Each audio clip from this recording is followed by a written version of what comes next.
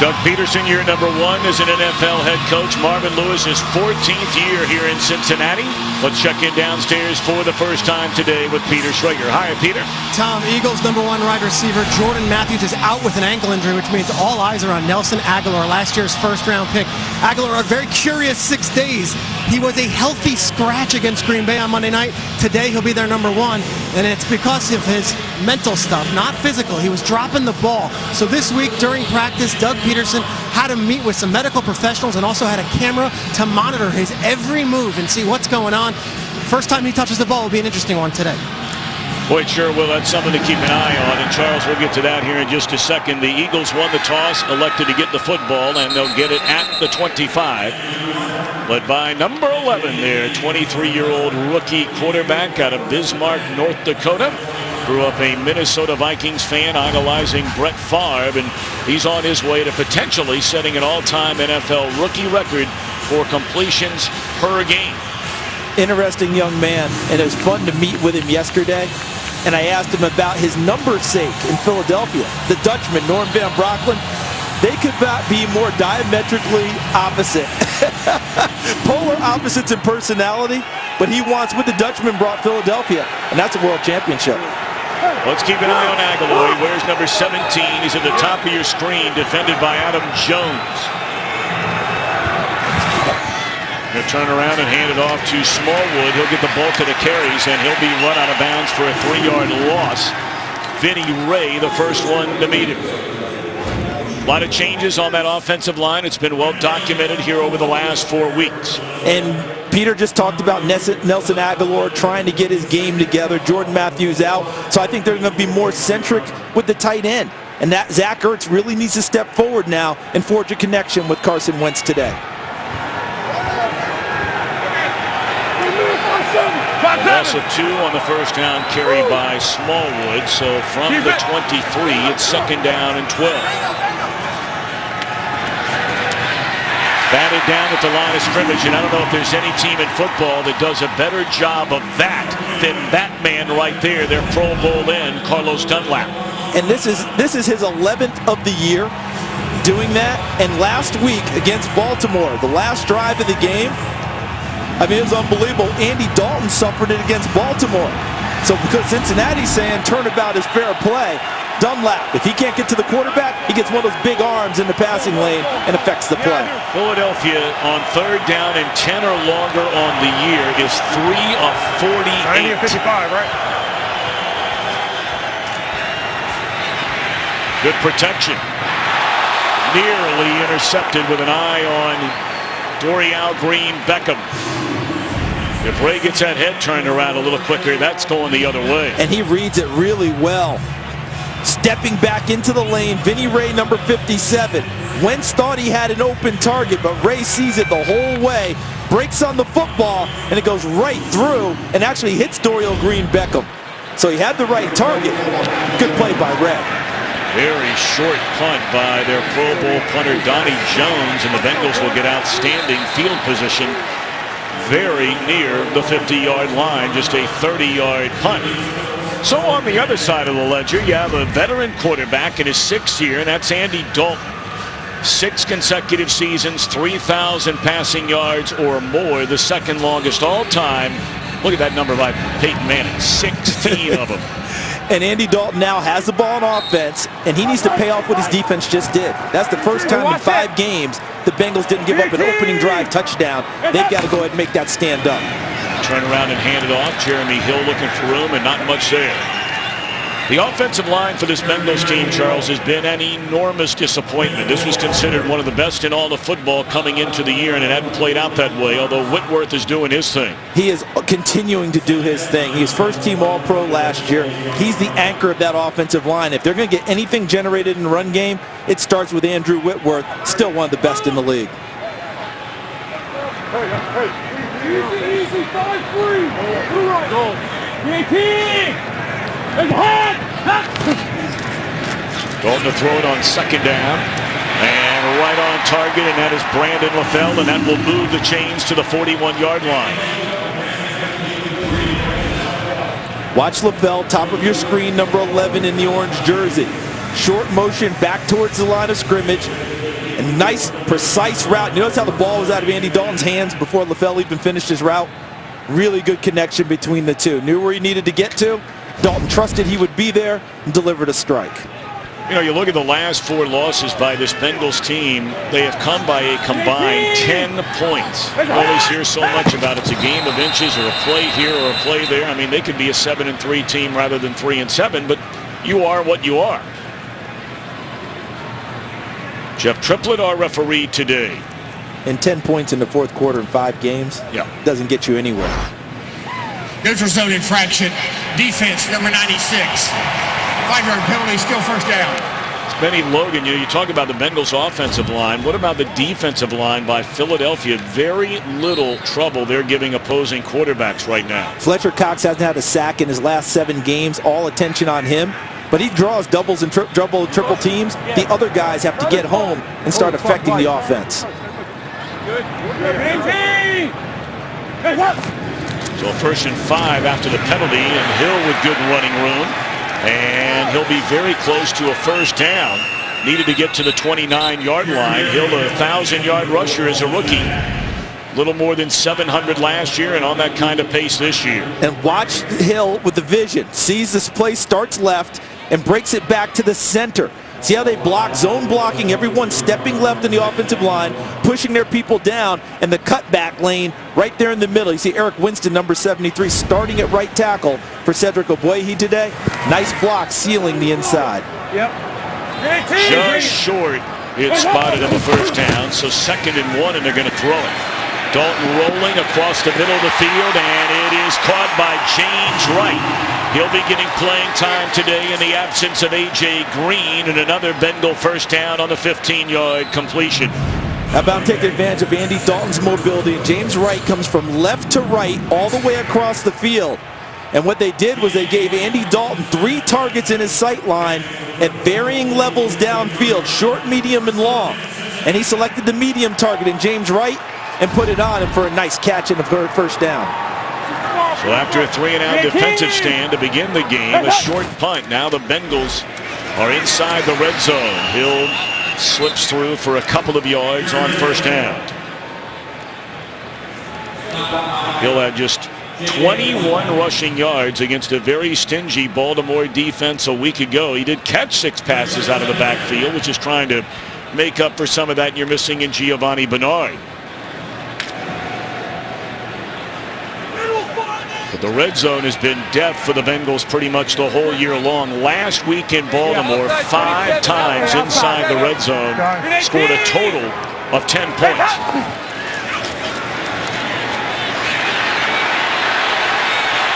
Dalton will just throw it away. 3rd down coming up.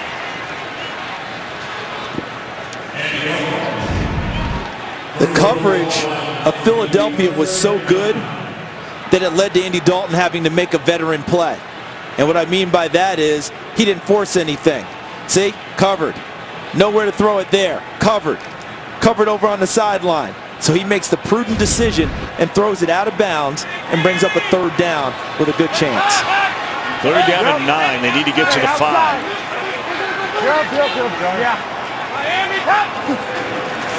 Burkhead out of the backfield, and they find or try to find him. It was nearly picked off, and Burkhead screaming for a pass interference penalty. Nigel Bradham in coverage, and Burkhead can't believe it. Well, they got the isolation they wanted, which is Burkhead, the running back, on the linebacker Bradham. And Bradham takes away the outside. Burkhead gets inside, and right there it looked like Bradham may have hooked him as he made his cut to the inside. See, he's on the body before the ball gets there. But no flag. Bengals fans will be upset, and now Mike Nugent has to try it out onto the field. Been a rough year for this young man who grew up about 45 minutes north of here in Centerville, Ohio. He's missed his last 3 extra points, but this field goal try is good from 32 yards away. So a good start for Nugent and the Bengals. Wentz and the Eagles back on offense when we return. Today's game is sponsored by Southwest. Yes to low fares with nothing to hide. That's transparency. Bengals out to a 3-0 lead 8 plays, 39 yards. Bengals feeling like Philadelphia got away with one, perhaps.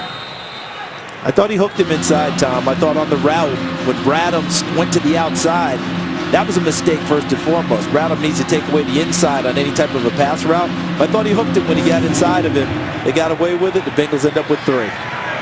So once again, it'll be Wentz coming out to the 25-yard line. They went 3 and out his first time. Of course, he found out 8 days before the season after the trade of Bradford he would be the starter. And the Eagles came out rolling. 3-1, 7 touchdowns, 1 interception. But as all rookie quarterbacks will, Charles, they start to catch up with you a little bit. Last 7 interceptions, only 4 touchdowns. You do a lot of baseball. You've seen a lot of pitchers come up and blow people away. You've seen a lot of hitters come up and hit 450. And once they get a little bit of a book on you, a little bit of a read, they start coming at you with different things. You have to make the adjustment. The thing about this young man, I think he's making those adjustments and will continue to do so. Look at this formation. They hand it off. And that is Smallwood. And it's a gain of a yard, maybe 2. Carlos Dunlap leading the charge, and they do have some very talented players on this Cincinnati defense. Well, he's already affecting the game as Carlos Dunlap. We just saw the tackle there. On the first series, he batted a ball away on a pass attempt. He gets home on the pass rush, and when he doesn't, those big, long arms affect throws by all quarterbacks. Dunlap, 13.5 sacks a year ago, went to the Pro Bowl. He leads them with 6.5 this year, and as Charles mentioned, 11 batted passes at the line of scrimmage. They're going to run it again on 2nd down, and again it's Smallwood, and you can run on this Bengals defense. They're giving up a little better than 120 rushing yards per game, and that's a first down. And this is where you have to get your secondary involved, because watch the Bengals front. They're going to chop a little bit of a hole, but let's see what secondary player is up to fill. See, everyone's kind of there, and here comes Sean Williams, number 36. He's got to make that tackle. He's filling unblocked in the hole, and right there, which is actually a forte of his in tackling people, he missed one there and allowed extra yardage for Smallwood. Smallwood, a 5th-round draft choice out of West Virginia. Kenyon Barner will check in the backfield replacing Smallwood. They set up a screen, and Dunlap nearly intercepted it, making 12 batted balls, although he'd like to have that one in the INT column. And it wasn't just the athletic play of Dunlap. Watch the mental process here, because he reads it, he feels it. See, I said something, there it is. And he was right there in the passing lane. I think he'll get a few more ball drills this week in practice to work on that. But already in this game, Carlos Dunlap having quite an impact. And already 2 missed interception chances for this Bengals defense. Ray, who injured his thumb a moment ago. And now Dunlap, 2 Wentz passes right through their hands. Big hit delivered. And the ball popped up in the air. They were looking for Aguilar. And a big hit by the veteran Adam Jones. And Jones is the one shaken up. Right out here. Senses it, breaks on it, big pop. But look at Aguilar stay with it. Big hit. That? But could anyone need that catch more than Nelson Aguilar? And how about the way to get it? Today's game on Fox is sponsored by Bud Light. Beer with your team on it. Adam Jones appears to be okay over on the sideline. He is out of the game. It is a 3rd down upcoming for Philadelphia. And Aguilar had that one fall right in his lap. And as Charles mentioned, we'll hear from Peter Schrager in a moment. This young man, to quote his coach, battling a lot of demons right now. Young fella grew up in Tampa. Played collegiately, starred collegiately at USC. And right back in there today. 3rd down and 8. Things open up, and now Wentz trying to get to the first down marker, which he will do. He runs it much better than a lot of people think he does. He's a good athlete. Yeah, we went over that last time. Now watch Wentz's vision, because that's the thing. He's going to be back there, freeze it. So what he's seeing right now is that opening for him to take off and go, and he does so, but notice how he keeps his eyes up, gives a small ball fake trying to hold the linebackers, which he did just enough of with Vontaze Burfict to allow his exit to the sideline and a first down.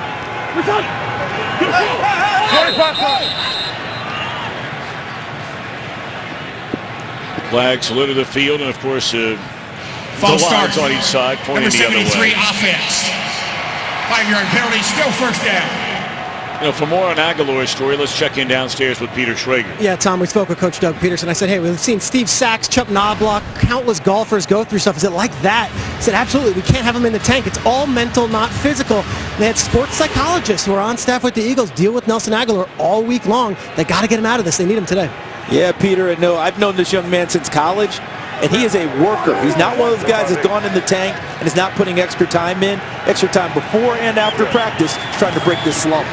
He's had drops, been a big problem for him. That one is caught by Green Beckham crossing midfield. He had drops. He had the penalty that cost him a touchdown against Seattle. He had really the mental just blow up after a game because everybody says glowing things about this young man as a person. Listen, he came out of high school running back, had to turn himself into a wide receiver at USC, an absolute technician there. And then he comes here, big expectations. Things haven't gone as well. The frustration welled up. They gave him the break last week. They need him to step forward today with Jordan Matthews out. Watch this, Nippy. I got Second down. And nowhere to go that time by the veteran Darren Sproles. Dropped for a 2-yard loss. It'll bring up another third down and 9. Now remember, Philadelphia's had to change their offensive line some with injuries. Alan Barber normally starts at left guard. He's been at right tackle last couple of games. Watch what's happening here. Look how he's got controlled there by Marcus Hunt, number 99, at the line of scrimmage. So no one can get outside. So at that point, everything has to go back inside. Damata Pecco, number 94, the first one there. Excellent job by Hunt, 99, controlling number 76, Barber. And they've been waiting on Hunt, a second-round pick 3 years ago. Has not been the player they were hoping. Third down blitz coming. Philadelphia picks it up. And Wentz cuts it loose. Incomplete, a little too tall for the 6'5" Green Beckham. And the Eagles will punt again. Partner, when they pick up the blitz this well, watch what all this group does here, because watch all the orange shirts coming at them. Did a little X-blitz, X-stunt, right? They crossed. Perfect number 55 and number 96 Dunlap. So when they do all that, Dorial Green Beckham at 6'5" needs to go up and catch that football. All right, they do all that. You got to help them out. Jones, a 30-yard punt his first time, put the Bengals in great field position. And here's Erickson. And he's wrapped up and tackled at the 18-yard line. 5:44 to play in the opening quarter. And the Bengals out to an early 3-0 advantage. Today's game is sponsored by Amazon Echo. Information, music, news, and more. Just ask. By Hyundai, an official sponsor of the NFL. And by the $10 any carry-out deal from Pizza Hut. Only at Pizza Hut. A little Hot Stove League baseball, a huge event in downtown Cincinnati at the Convention Center over the weekend. Reds Fest, you saw Joey Votto and maybe a future Joey Votto there. Love that. Love that. Look at the ball control there. Philadelphia leading in time of possession, second in the league coming into the game. First down carry and nowhere to go for Jeremy Hill. Nigel Bradham, the first one there to spin him around this December from the producer of Empire. Follow 3 talented singers, they struggle to find fame.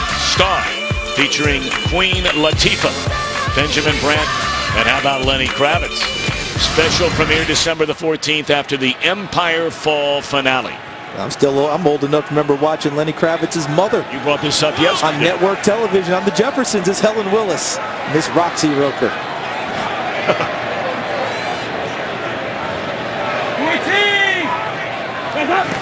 Loss of 4 on first down. They set up the wide receiver screen.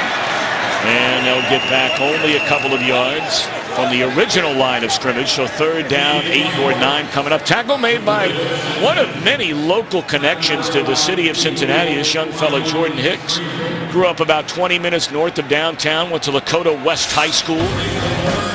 That's a great conference he plays in, a Greater Miami Conference here in Cincinnati. 2009. And decided to go to the University of Texas. Wide open LaFell. How does a guy on 3rd and 9 get that open all the way to the 44-yard line?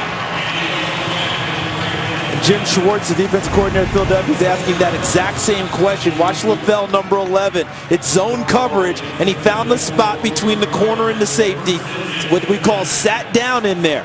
So he got right in between the two of them, established himself, and showed his numbers back to Andy Dalton, saying, I'm open. And Dalton put it right on him. A really well-run route by Brandon LaFell. It's a 23-yard gain on a 3rd down and 9. And Dalton play action. The man he faked it to dumps it off to Hill. We mentioned he had 6 catches a week ago. You know, you look at the duo of A.J. Green and Giovanni Bernard just in the passing game alone. The two of them this year had combined for 105 receptions, over 1,300 passing yards. And if we want to take it one step farther, and I'm going to, Mohamed Sanu, Marvin Jones, also no longer here. They left last year free agency to go to Atlanta and Detroit respectively. Still trying to find people to step up for them, although the rookie Tyler Boyd is coming along. He'll appear to be shaken up after being dragged down on that reception. 2nd down. And Burkhead looking for some kind of running room and ran into his own man. Cody Core, who had just checked into the game. Cody Core was messed up on this one because I think he thought he was supposed to come back and run ghost motion, meaning come back and get that fake. But look at him coming back, he came way too late. And he ended up being the tackler first for the Philadelphia Eagles. He should get credit for this play because he stopped all momentum for Rex Burkhead and held him up for the rest of the Eagles to get there. Core's a rookie out of Mississippi. Doesn't play much in their regular offense. There are a lot of guys, Core and James Wright. Burkhead getting playing time now with the injuries they've had the last 3 weeks. 3rd down, and Dalton looked for the big ball. And it's caught by Core. And he is dragged down at the 5-yard line. What a throw. And that's the biggest catch for Cody Core in the National Football League. What a bounce back for Cody Core. Working against Nolan Carroll. Gets a release inside and outside. Now watch him here. You see how Core just stayed with it? A lot of young receivers, when they get jostled downfield by a defensive back, it throws everything off. But what Core did was he actually fought the momentum of Carroll with his own and stayed with, look at the eyes, they stayed with the ball the entire way. They didn't come back and look at Nolan Carroll. That's a well-run route by Cody Core, a mature route by the rookie. And that is his first NFL reception. How about that? Hill dancing around, cuts it back to the inside. He's from the 5 down to the 3. I know teams do not care how they score, Tom. You know that, right? Just get the ball in the end zone. No doubt about it. But to me, this Bengals team is in dire need of pushing that offensive line and creating space and letting a ball carrier carry it in. You know, they don't want to trick them here. They'd like to be able to rally, you know, just go right out, punch someone, and get in the end zone. Let's see if they go in that direction. Well, when they're looking for a touchdown running the ball, that's always Jeremy Hill. And he finds the end zone here. That is his 7th rushing touchdown of this season. Watch the push they get here.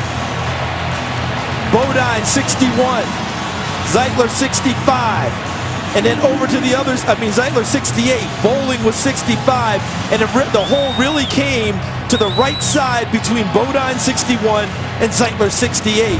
And Jeremy Hill's vision found it and found the end zone. And now all eyes on Nugent, who has missed his last 3 extra points, starting with his head coach.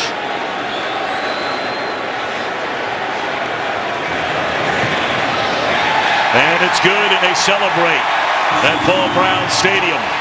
The little things when you're 3-7, but they're out to a good start. Core, his first NFL reception, sets up the touchdown. You know, you look at the Bengals and call it the brain drain, if you will. The coordinators they have lost in recent years. Mike Zimmer was a defensive coordinator here. Now the head coach, of course, in Minnesota. Jay Gruden, the offensive coordinator, head coach in Washington.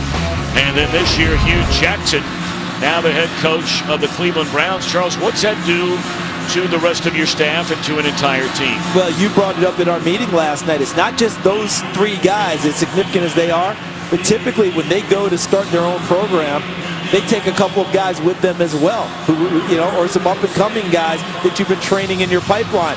So you have to rebuild more of a staff. It's not just one position. It may be 2, 3, 4 positions, and maybe guys have to shift maybe responsibility. So it takes some time to adjust. 10-0 Bengals after the Jeremy Hill touchdown. Charles, I'm going to let you dance a little bit like Jeremy Hill here. There you go. A little more bounce to the ounce, baby.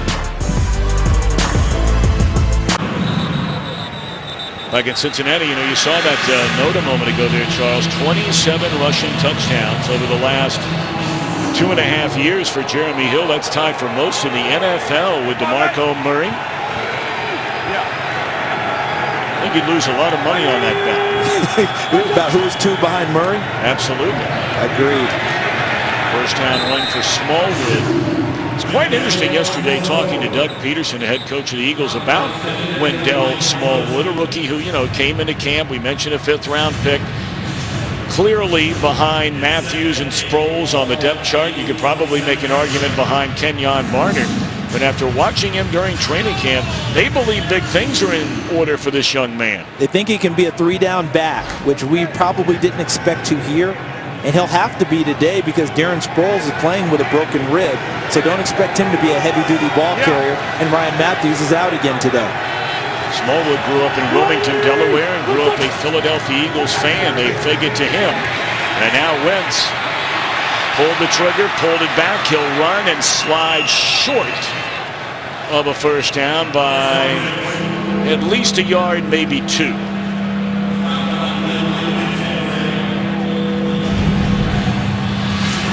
So the run blocking hasn't been superb today so far for Philadelphia, but I think their pass protection has been pretty good.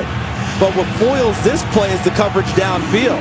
See, Wentz going through all of his progressions, he doesn't pull the trigger, which means he has no one downfield, but he has excellent legs and will use them to try and pick up first downs. He got close on that run. Well, they don't have to run this play. They get it off on 3rd down and 2, and Smallwood turns the corner. And on the final play of the opening quarter here at Paul Brown Stadium, it is a first down Philadelphia. A big start for the Bengals, out to a 10-0 lead. Doug Peterson and the Eagles hoping to turn around some of these numbers, picking up a first down on the Smallwood carry, the final play of an opening quarter, which they've fallen behind statistically, and most importantly, only importantly, the 10-0 Bengals lead.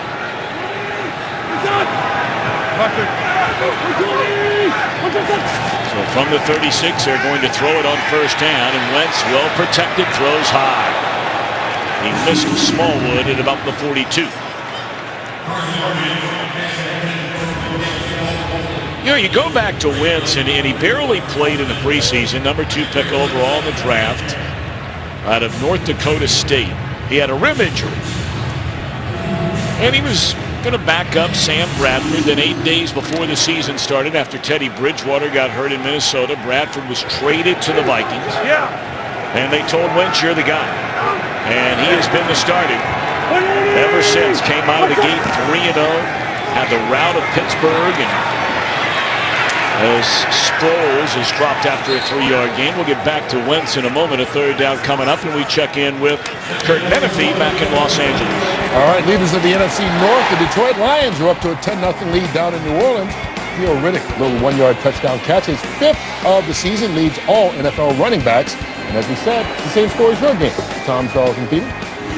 Charles, are you a believer in those Detroit Lions? Today we'll stamp everyone as a believer if they win in New Orleans. I heard our guys in the pregame show. I'm not sure people believed in Detroit, but they win in New Orleans today. Look out. What's the call?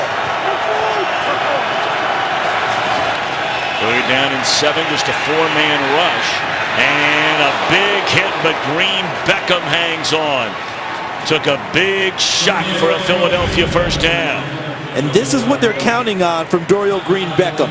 6'5", nearly 240 pounds, goes inside and able to absorb the big contact. I believe Sean Williams hit him at the end of the play. Look at this. Ball's behind him a little, catches it, absorbs the hit, and completes the process of the catch. Remember earlier in the game on that blitz? missed the pass downfield. They need the consistency from him, but they do believe he's coming along. First down, they're going to throw it. And the catch is made on the far side. And that is Aguilar. You know, the other one sort of fell into his lap. You'll take it any way you can get it, especially when you're going through what he's going through. But that's a clean one right there. And that's 2 catches for Aguilar now. And neither one of them has been easy. And you see Doug Peterson, he's the play caller. See that pen in his right hand? He probably wrote himself a little note. I can keep going to Nelson because he's caught the first couple. See, if Nelson doesn't catch him, he writes himself a note. I'm not sure I can count on him today. So a good start for Nelson Aguilar. Nothing dramatic, but just catching the ball was huge. Hey, four Jedi! Four Jedi! Who you got? Who you got, Kevin? Four.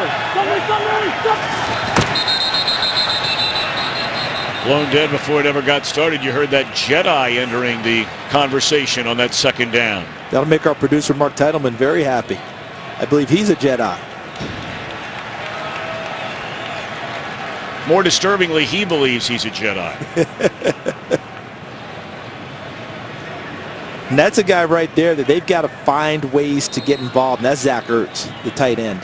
Because they're not going to play huge downfield unless Bryce Treggs, the undrafted rookie, can sprint past people. So that intermediate passing game, Zach Ertz, he's got to take up some slack. A very talented tight end. They need to make sure he touches the ball. Ertz with 38 receptions on the year for 373 yards. That looked like early movement again on the right side by the right tackle, Alan Barber. And boy, when you're lining up against Carlos Dunlap, you can understand. And it hasn't been easy for him today. Dunlap has gotten to him a few times already, which I think precipitated this jump. Watch Barber 76. See, because he wasn't lined up over him, Dunlap was wide, right. But he knew he had to get out there to get him, and he was trying to gain that little extra to get out there to make sure Carlos Dunlap didn't get to his quarterback. And really, those numbers right there give you a firm idea of the way they played this season. Look, they've had a lot of false starts all year. Very short completion. That was the third false start of this game on that Philadelphia offensive line. But they're among the most heavily penalized teams in the NFL, whereas the Bengals, one of the most infrequently penalized teams in the league. Now, to your point, they come into the game averaging over 8 penalties per ball game. Philadelphia does. They've had games with 13 and 14 penalties in a game. And false starts. They're in the 20s now in false starts for the season. That just doesn't help you run their offense very well and effectively. Especially on first down, all of a sudden you're first and 15.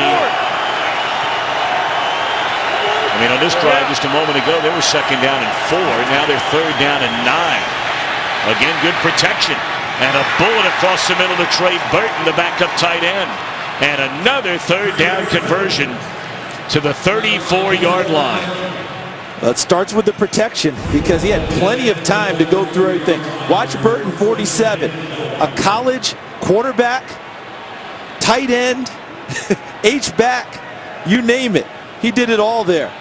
And he's becoming an increased target for Carson Wentz as the season has gone on.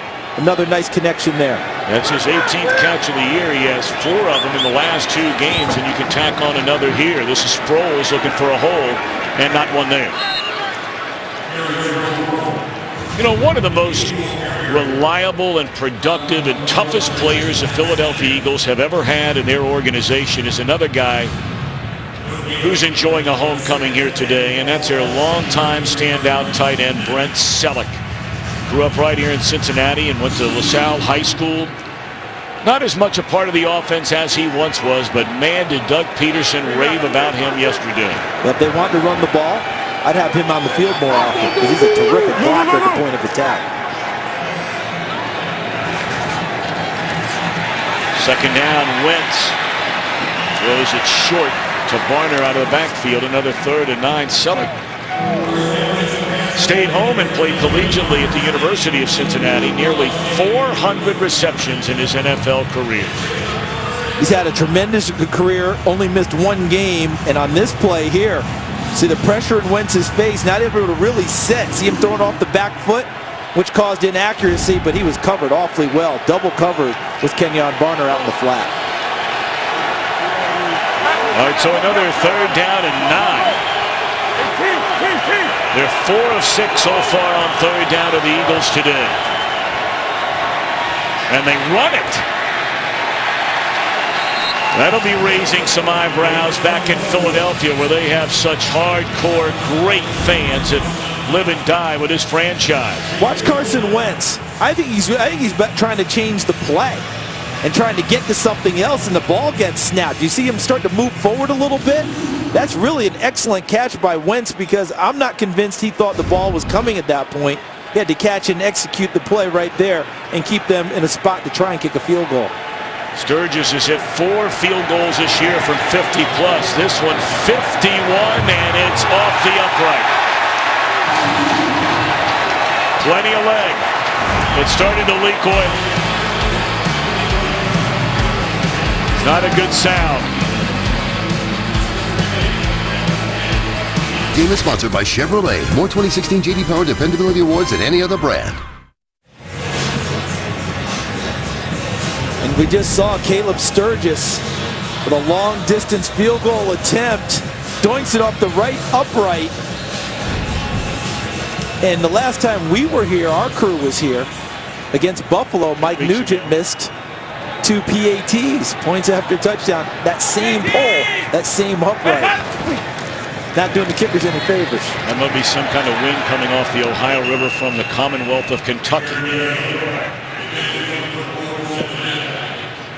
You know, the Eagles have clearly been one of those teams, Charles, and we'll see them from time to time. It's not a given, but teams who are so much better at home. Look inside just some of the numbers than they are when they leave the city of brotherly love. And that's glaring, and especially when you get down to points per game, because at the end of it, that's all that really matters.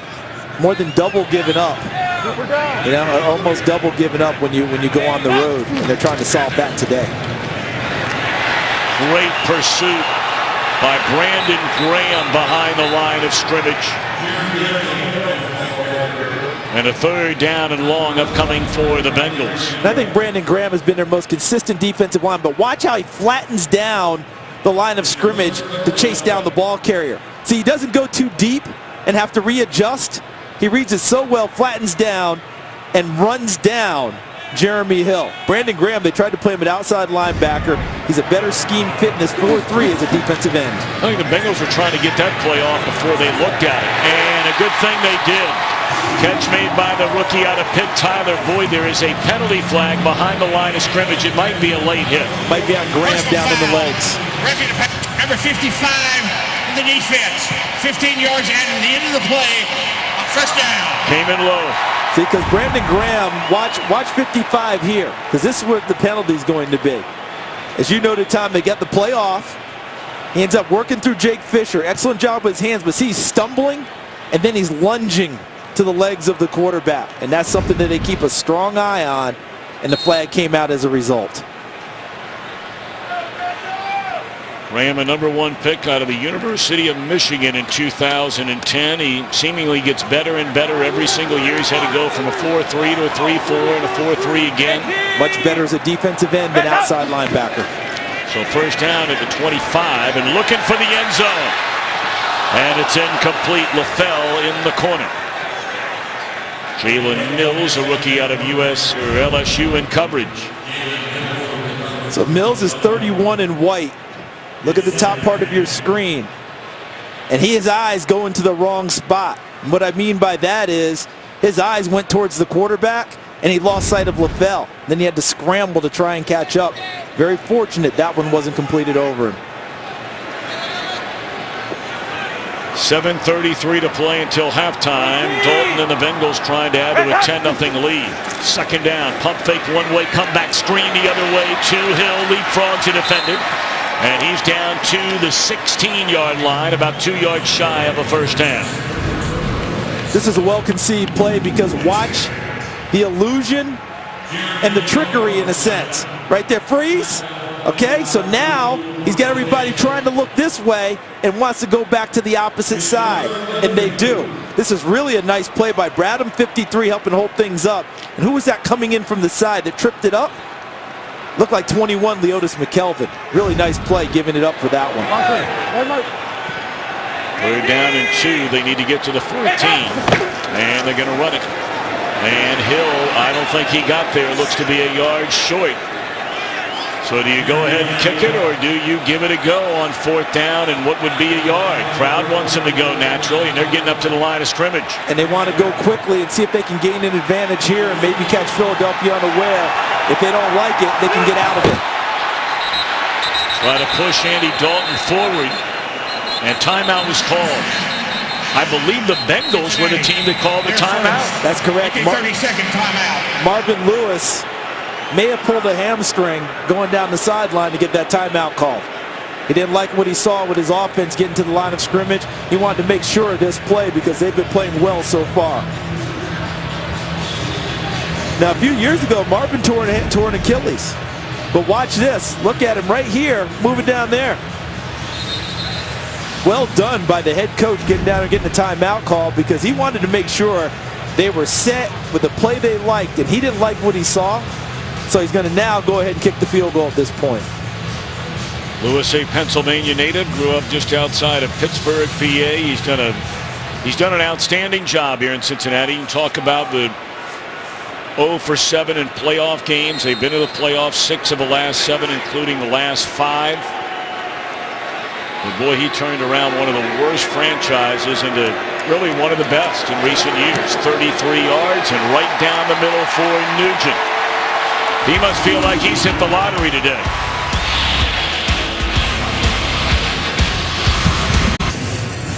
Well, for the second time, Philadelphia able to make a play and hold Cincinnati to a field goal. So a 13-0 lead here with 6:23 to play until halftime.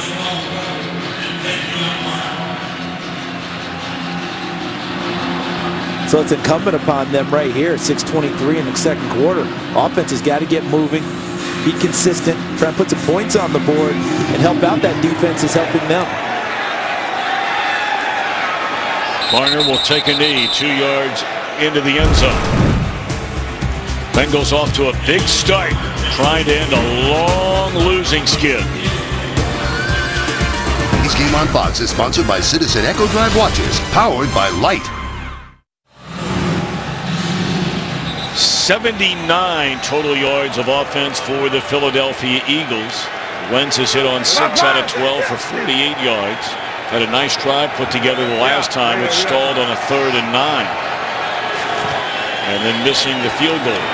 First down, Burton up to the 31-yard line. NFL players, champions on and off the field, and they support so many causes that they care so much about in hopes of creating positive change. And this week, they are proudly displaying the charitable causes they champion on their cleats. Discover more of their personal tributes at NFL.com/mycause.mycleats. And there's so many great causes these players are representing by what they're wearing. And for one of them, let's check in with Peter Schrager. Guys, Rex Burkhead has Team Jack Foundation on his, and Team Jack was formed to raise funds for pediatric brain cancer research. You guys remember, Jack Hoffman was the young boy who ran the ball in the 2013 Nebraska spring practice. He was wearing Rex Burkhead's jersey. They have a great relationship. They still keep in touch, guys. Over $3 million have been raised. The website, teamjackfoundation.org. Great stuff, Peter. Great stuff from Burkhead. First down, and a third time a Bengal has missed a sure interception. This time it's George Iloka, the free safety. Boy, Wentz is living right here today. He certainly is, because he had the time and he changed his look on his progressions. But when he came back on the last one, Iloka had locked in on it. See, he scans the field, and then when he turns it loose, he's got Adam Jones running underneath, and Iloka able to play the free safety and come over, and he should have intercepted that pass. Really, that was one that shouldn't have been thrown. Adam Jones is right there in the vicinity. Wentz is going to have to see that. So a second down and 10.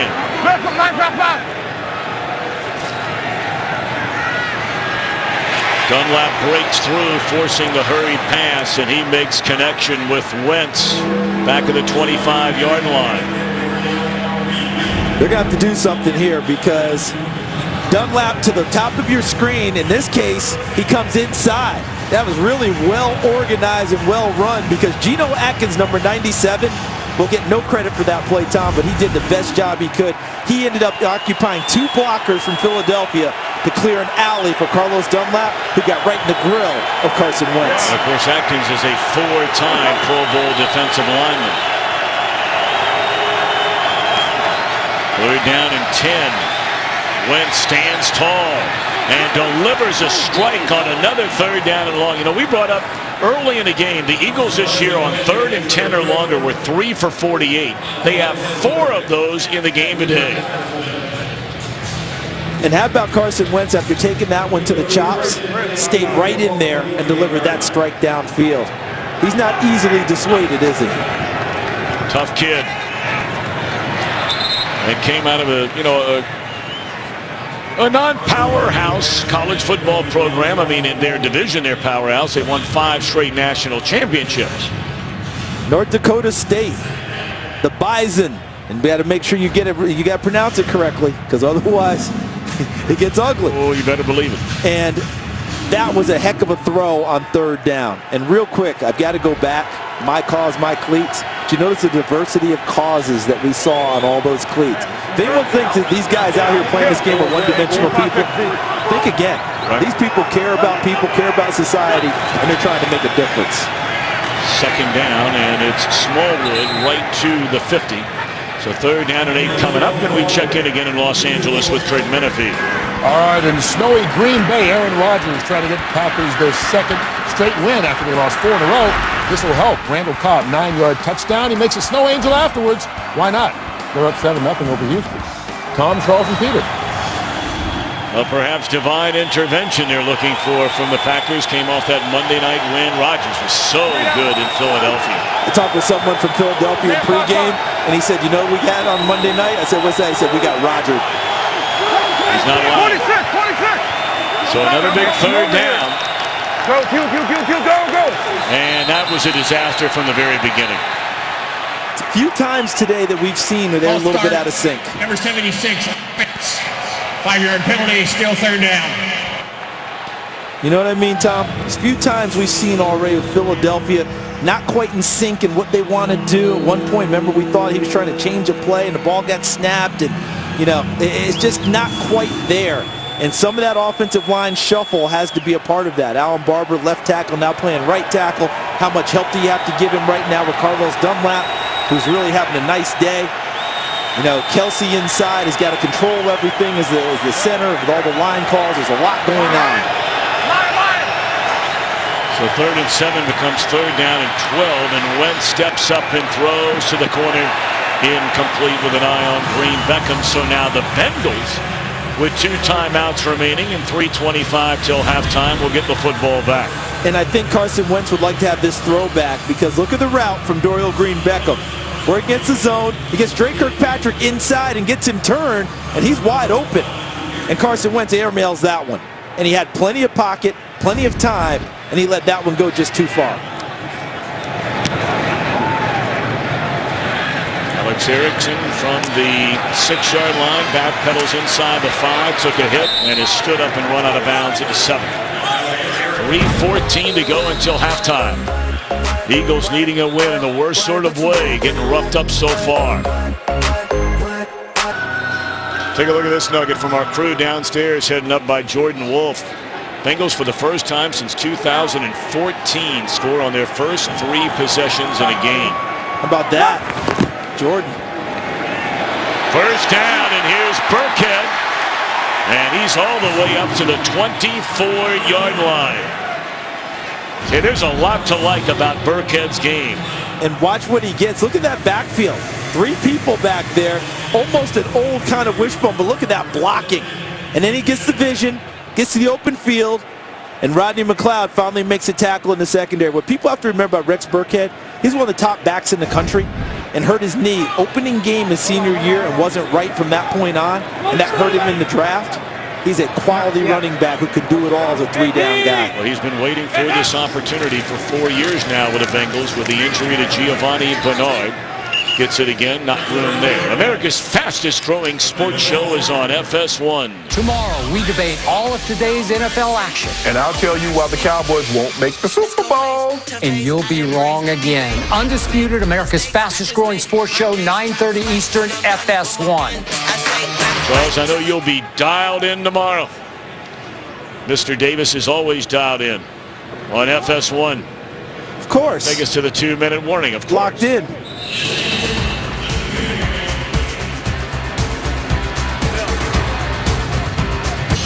Well, we invite you to follow your favorite team all season long. Go to iTunes.com/NFL. Bengals with the football, the second down, and 10 from their own 23-yard line. 2 minutes to play until halftime.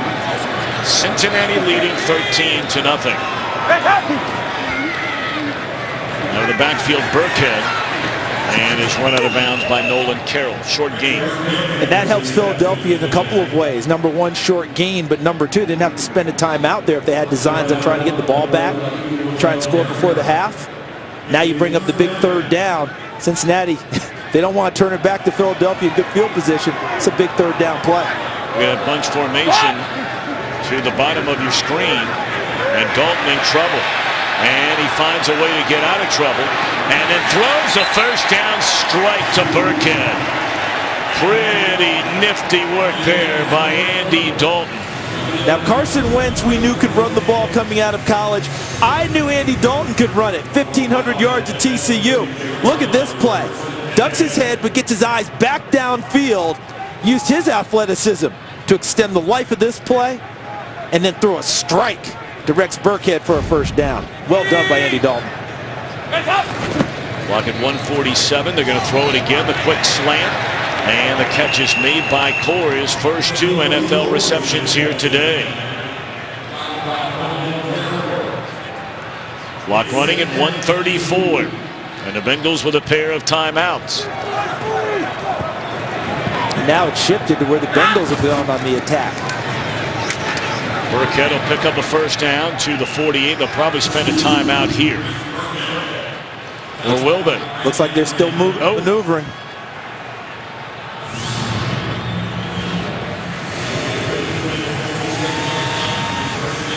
Lisa, halftime coming up. Kurt, Terry, Howie, Michael, and Jimmy standing by to bring you up to date on what's going around the NFL. Dalton to LaFell. And he's trying to run through a tackle of McKelvin, and he's to the 45. The clock continues to run. This is interesting to me because at this stage, I would have thought they would have spent a timeout because they're in good attack zone here. Blitz coming. Dalton steps up, and it's incomplete. Clock stops. 31 ticks remaining. Well, they got the timeout in a different way. Didn't have to spend it, but I thought they would have used it back there with 40-something seconds to go on the clock. Gather themselves a little bit, figure out what they wanted to do down the stretch. Here on third down now, pick up the first down paramount to try and keep this drive alive. Burkhead has become an increasing factor in this game. Josh. Come on, Ralph. Miami's up. Ninth play this drive, third down and 2, and they'll get the first down. And that's Boyd, and he's run out of bounds at the 36-yard line by McKelvin. Clock stops, 25 seconds remain. Watch Tyler Boyd, who's become a great target on third down, run a little whip route. Takes him inside, back outside against Leotis McKelvin. I believe that's his 16th catch for a first down on third down for a first down this year, which leads, I believe, all rookies in the NFL. Yes, it does. Giants. So on first down, Dalton, good protection, and it's the first time today we've called the name Tyler Eifert. Former first-round pick out of Notre Dame, healthy again to the 24. Watch Eifert downfield and getting to the sideline. Got a free release, meaning no one off the line of scrimmage affects his route at all. Easy pitch and catch between he and Andy Dalton. Tom, at the top of this game, we talked about how Andy Dalton was going to have to really step up and be that guy today. I think he's done that here in the first half for the Cincinnati Bengals. Dalton 14 out of 18, 188 yards so far, and a false start will back up the Bengals 5 yards. I think Tyler False start. Number 85 and 74. 5-yard penalty. Still first down. Let's send it back to Los Angeles to Kurt Menefee. Coming up on the Visa halftime, we'll get you all caught up on all the action around the league. The Packers host Houston. The Dolphins going for their 7th straight win as they travel to Baltimore. And it all comes up next when we all get together on the desk for the Visa halftime show. All right, so now from a 29-yard line, Dalton finds Erickson, and he has a first down to the 13-yard line. You got to spend a timeout now, don't you? Yes, they do. All right, Charles, 14 seconds left. You got a first down right about the 15-yard line. You know, it looked like when this drive began, the Bengals might be content to, go for 3. We wondered why they didn't take a timeout maybe earlier in the drive, right around the 1-minute mark. Are you thinking now a shot or 2 to the end zone before that field goal try? At least 1. And I've got to think about Eifert right here. This is a big-time spot for him. They've thrown it to him in the red zone, into the end zone plenty at 13 touchdowns just last season. So he would be my first target in looking at it. But I'm definitely taking 1 at the end zone before I decide to come back and maybe have to kick the field goal and get some points going into the half. Dalton just hit on 7 of 8 on this drive. And look into the end zone for Eifert. And you called it, Charles Davis. That is a touchdown.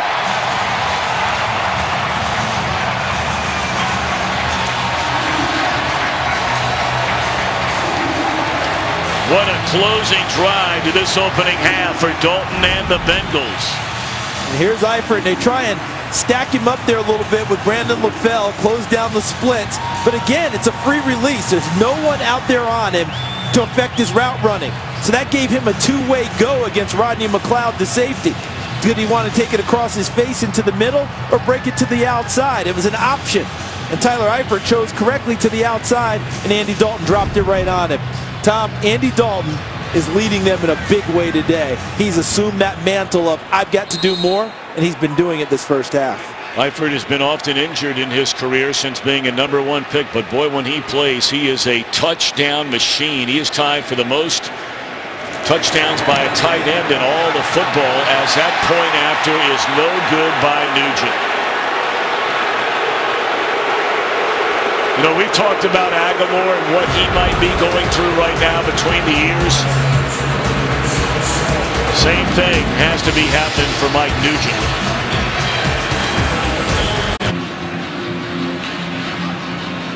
Well, 19-0, and Nugent has missed a point after for the 4th time in his last 5 tries. And here it is. And he knew it as soon as he hit it. And I just can't imagine what's going through his head right now. I remember when this whole thing started before the season began 2 years ago, I asked Jay Feely, what's it going to be like for kickers? You know what Jay said? He said missing the extra point will cause more problems because that's supposed to be automatic. And that's what's happened to Mike Nugent. This guy's been a pretty darn good kicker for a long time in this league, but whatever it is he has going on right now, he has to be wondering, how soon can I get it straightened out? And it has to be real. Out here thought he wouldn't be around 2 weeks ago after the game. You missed the point after that should have been the difference in a win in London against Washington. The 2-point afters we saw missed here against Buffalo. They were a huge part of that game. And then last week again in Baltimore and here today. And what I was saying before is, because it's supposed to be automatic, when you miss one like that, that gets in your head more, even though nowadays it's not automatic at 33 yards. You've actually kicked field goals of lesser distance. Well, it's a good, very good first half for Andy Dalton and the Bengals, leading 19-0. And we now go to Kurt Menefee in Los Angeles for the Visa halftime, which begins right now. Today's excitement brought to you by the new Nissan Titan.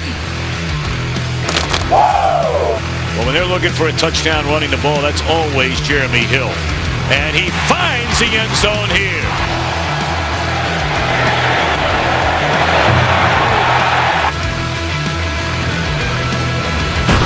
And that was Today's excitement brought to you by the new Nissan Titan. So Charles Davis, we talked with Doug Peterson yesterday, the head coach of the Eagles, and he said, look, we got 3 games against divisional opponents, all at home the remainder of the year. But this is one to have any hopes for the playoffs. You have to win this game. No doubt about it. And he was saying we got to play the one-game mentality in order to get there. Well, so far it's been Cincinnati that's been playing with the one-game mentality. A little bit quicker to the ball, really on the balls of their feet and punching the whole first half. Here's where it's tough for Philadelphia in the second half now. They wanted to run the football. Now you're down big at the half. That means you have to throw it. That means all the pressure goes on that offensive line to try and keep Carson Wentz clean in order to try and make the throws to get them back into this game. Well, they have not come from behind to win a game which they were trailing at the end of the first quarter this entire year. Now, they've been tied in a couple of games, but not behind and come back to win. They'll try and do that today. We're underway in the second half. Erickson is slammed to the deck just across the 15, and let's check in downstairs with Peter Schrager. Hey, Tom, I spoke with Doug Peterson, very calm, said we have to create our own energy. This building right now is not rocking. Let's create some energy and let's have fun and let's win this game. As for Marvin Lewis, he was not thrilled with his team's third down defense, and it's got to be better. And more importantly, I asked about Mike Nugent. He said, look, he's a veteran. Just go out there, kick the football. There's nothing I can say to him at this point. He's got to do his job. You know, it's interesting. Marvin Lewis, a lot of people that live here in Cincinnati, they sort of rolled their eyes when he said, hey, look, you know, we still have a chance. He acknowledged for the first time, and after recent losses in each of their last 3, that they now need help. Yes. Where they had a chance going to Baltimore last week, Buffalo, we were here 2 weeks ago. But he is correct in that mathematically this is still a division which there is no clear great team and no front-running team that at least they wouldn't statistically have a chance to catch. Looks like they just... Offside, number 52, kicking team. The 5-yard penalty is going to be added on to the end of the play by the election of Cincinnati. And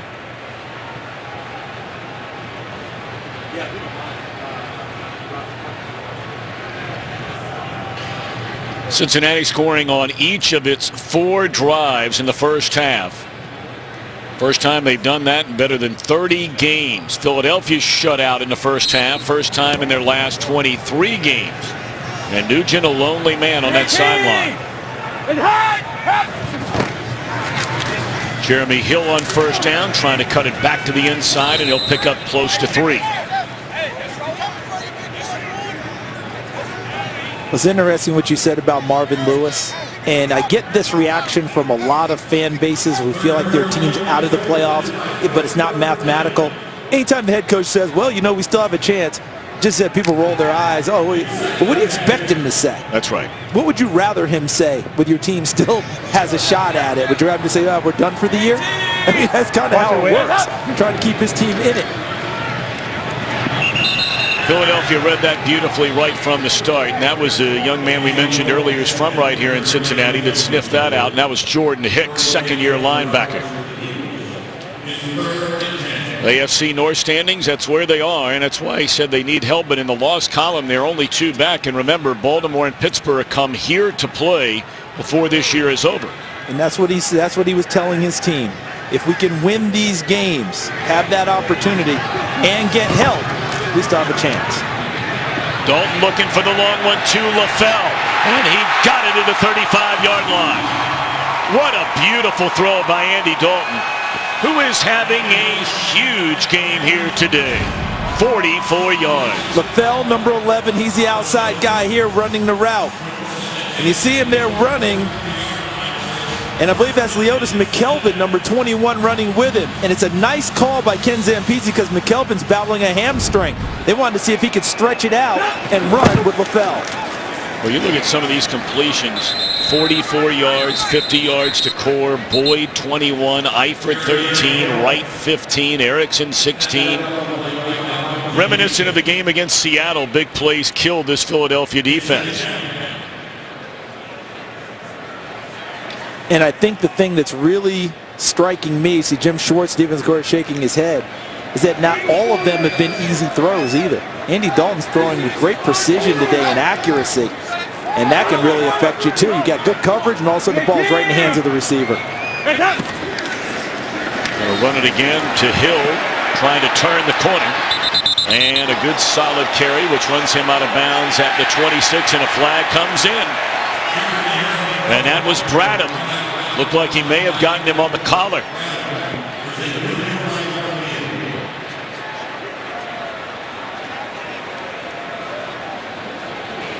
Personal foul. Number 53, the defense, horse collar tackle, half the distance to the goal, automatic first down. And you see at the end of the play, watch Bradham 53. He gets his hand right on the nameplate, and that's part of the package now. It's not just your hand, not just getting inside the pads. You get up on that nameplate area. They added that this year. That can be the horse collar as well. That was a textbook call there by the officials. They had it correct. Well, the Bengals trying to score for the 5th time on their 5th possession of the game. And here's Hill. He leapfrogs one defender, and he's down to the 10-yard line. Went right over Jalen Watkins. You know, the center for Cincinnati, Mr. Bodine, had some struggles last week in Baltimore. Russell Bodine actually got replaced for a couple of series by T.J. Johnson. I think today he's really upped his game. Things are really being held down well in the center of the center here, and that's not easy with Fletcher Cox and Benny Logan on the other side of him. Well, Bodine in his 3rd straight year as a starter since being a 4th-round pick out of North Carolina. Hill inside the 10, down to the 8-yard line. It'll bring up 3rd down.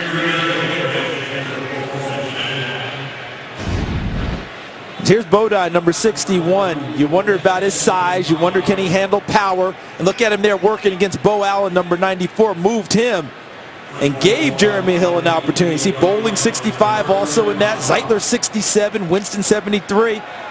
And then the hole closed quickly with the rest of the Eagles. That was a nice job by Bodine, 61 on big defensive tackle number 94, Bo Allen.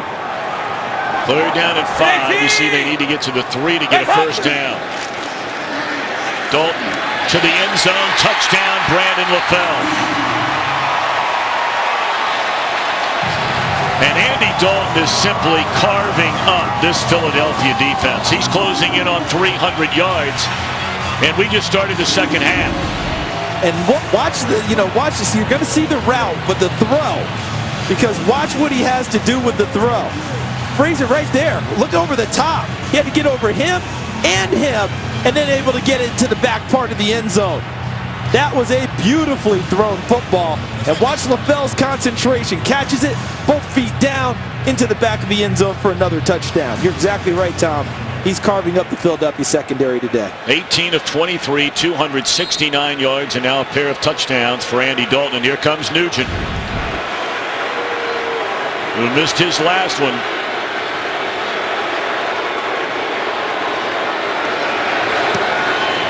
And this one is good. Dalton, LaFell, 26-0 Bengals. This game is sponsored by Southwest. Yes to low fares with nothing to hide. That's transparency. By Zales. Celebrate your lasting love with gifts from Zales, the Diamond Store. And by Taco Bell's new Steakhouse Burrito and Steakhouse Nachos.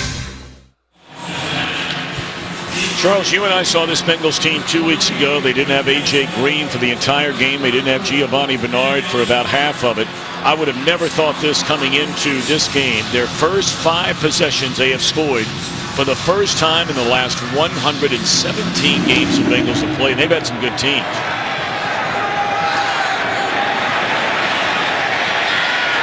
Barner out of the end zone, and he's corralled at the 21-yard line.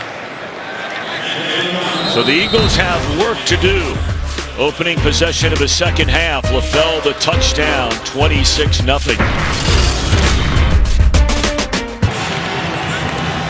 26-0 Bengals. Philadelphia getting the football for the first time here in the 2nd half. And Charles, you can't score 4 touchdowns on 1 possession. As much as you try. Yeah, that's right. And that's part of the issue for teams. You start to press just a little bit more, and that could lead to other mistakes. They're taking one way on the run. Wentz slings it across the middle, and that reception made by the rookie Paul Turner. And a big gainer for Turner, the rookie out of Louisiana Tech. And they just signed him from the practice squad. I just brought him up not too long ago. This is Turner, 19. And similar to a route we saw earlier in the game from Cincinnati, where you have guys at varying levels, but in the same sight line as your quarterback, they got Wentz out of the pocket. They had Ertz in the short zone, Turner in the medium zone, and then had a receiver deep downfield to give him 3 opportunities to find a target, and he picked the right one in Paul Turner. 180! What's up? Into the hands of Aguilar, and he's to the 32-yard line. How about the day so far of Carson Wentz, Charles Davis? Well, it started early. There's Carlos Dunlap batting a ball away. And you see Geno Atkins forcing him to throw one not entirely set. Then there's a big hit inside from Atkins. Then Dunlap with another big hit. So he's been harassed the whole game. It's not been easy for him. You see the knockdowns, been hit 5 times with 21 dropbacks. But to this young man's credit, he stands up and takes another shot each and every time. He will stay in the pocket, and he will fire downfield. Well, he had the 41-yard play a moment ago to Turner. Similar kind of play here, and they go right back to it. To Turner again, and that is a first down inside the 25, and we send it to Carissa Thompson in Los Angeles. Hi, Carissa. Hi, Tom. A cold one in Chicago. No playoff implications here, but fantasy numbers still apply. Opening drive, second half, Jordan Howard with that 2-yard score. Chicago's up 14-6, and you have got to be a diehard fan to be at this one. Tom? Well, you're not lying about that. I bet Chris has Jordan Howard in her fantasy team. She probably does. That's why she mentioned the fantasy points still apply. That's exactly right. That's a message. All those years covering the Big Ten, she Indiana guy. But that was a message to her opponent. I just scored.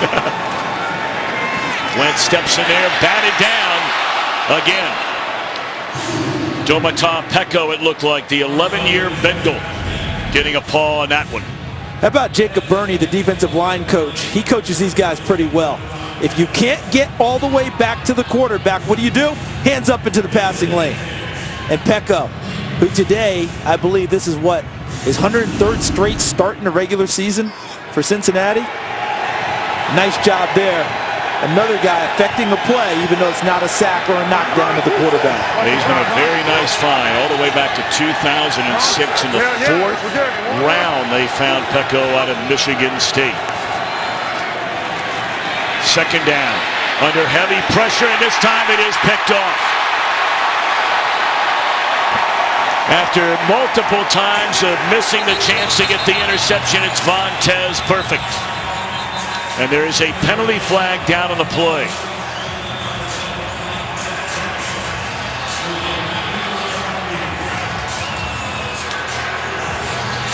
I know Peko was there at the end of the play with a hit on Wentz, which is probably what Jason Peters is taking offense to, because offensive linemen do not like to see their quarterback getting hit. And this is where you're that time of game where the pressure is going to increase. And Peko with the big shot on Wentz, and then he falls on him at the end of it. I don't think any of that was what you would call deliberate. Interception, and when the ball is dead, personal foul, unnecessary roughness. Number 94 of the intercepting team. Half the distance to the goal, first down, timeout. Well, it's like a redwood falling on top of you. It has to be something after he fell on him. There had to be something else. This game is sponsored by the all-new 2017 Ford Super Duty. This is the next level. Let's go back to that interception. Heavy pressure again on Carson Wentz. And already down 26 points. Here comes the pressure. Look to the right of your screen. Carlos Dunlap, who's having a huge day. He gets the arm of Carson Wentz, leads to the interception by Vontez Burfict. Look at that right there. And that affected it. And then look to it right there. 94 Peko took a run at Jason Peters at the end of the play. Remember we said it wasn't him falling on the quarterback that was the penalty? That was the penalty. Took the run at Peters after the interception. So instead of the ball to 28, they back him up to the 14. And a first down carry by Hill, who's had a very quiet day. 15 rushes for 22 yards. But it has been the Bengals passing game which has just shredded this Philadelphia defense today. Dalton only 5 incompletions of his 23 attempts. 269 yards. Look at this formation. And let's get exotic, folks. Bunch here, bunch here. What are they going to do with it? Well, the first option wasn't there. And then they turn and throw it to a guy who can't catch it, and that's Eric Winston.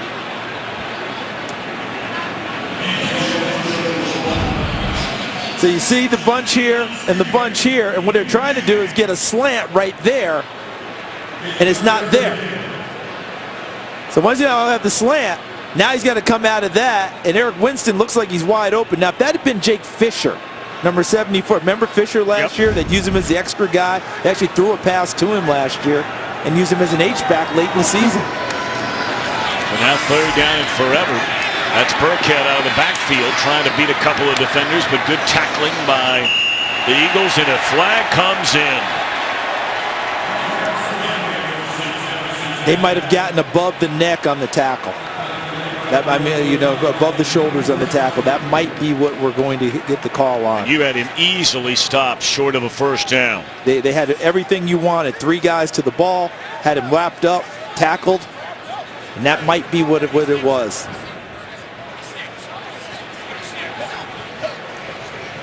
Personal foul.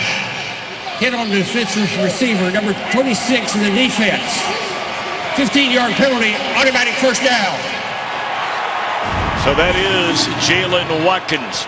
So they've got him wrapped up here, Rex Burkhead, and that's the hit right there. You see the helmet-to-helmet contact from Jalen Watkins, number 26, on Rex Burkhead.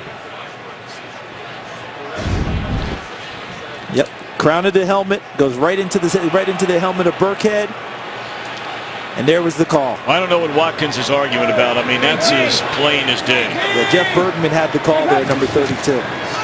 Right back in the hands of Hill, trying to turn the corner and run out of bounds at the 37. Let's go downstairs, and another penalty flag comes in.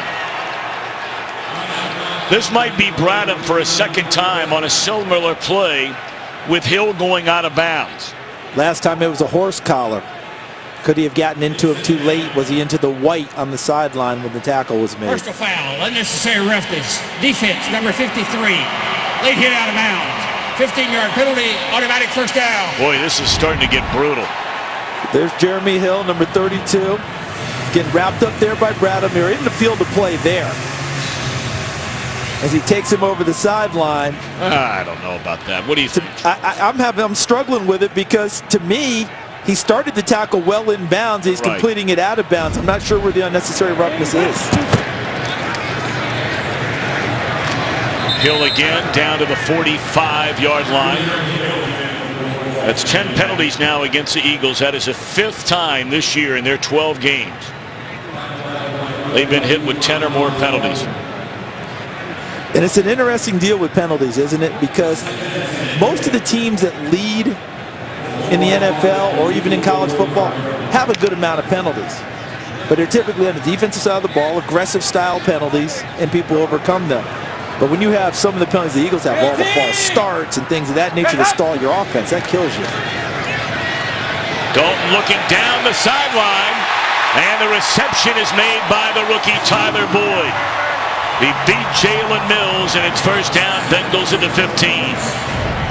So you know, for these receivers here in Cincinnati, they've heard for the last couple of weeks, no A.J. Green, who's going to step up. Tyler Boyd's been fashioning a very nice rookie year. He keeps getting better. But they've also had help today. Cody Core with some big catches.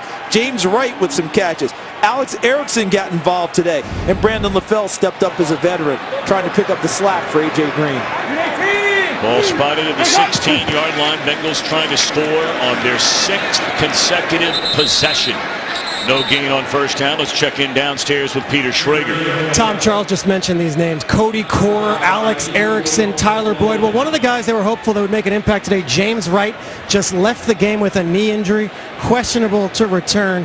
Back to you, boys. And that has plagued Wright throughout his very young career after coming out of LSU. He had a microfracture knee surgery during the offseason. Big day today for Dalton. And we're just barely midway through the 3rd quarter.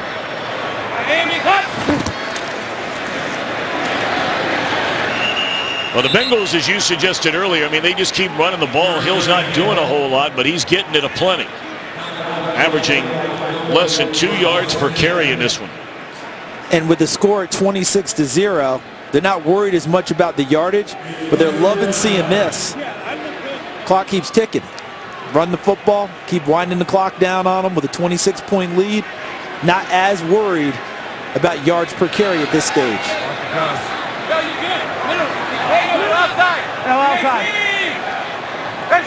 Third down and 9 from the 15-yard line. What a great throw. Short of a first down. A back shoulder catch made by Boyd. And will the Bengals go for it? No, they're going to take the conservative route again and kick the field goal. Yeah, and you see Andy Dalton, he wants to go for it there. But I think this is also Marvin Lewis trying to help that guy out right there, Mike Nugent. He's going to keep trotting him out there with a 26-point lead. Let's see if we can get Nugent going again. Let's give him a kick. Make him feel better about himself.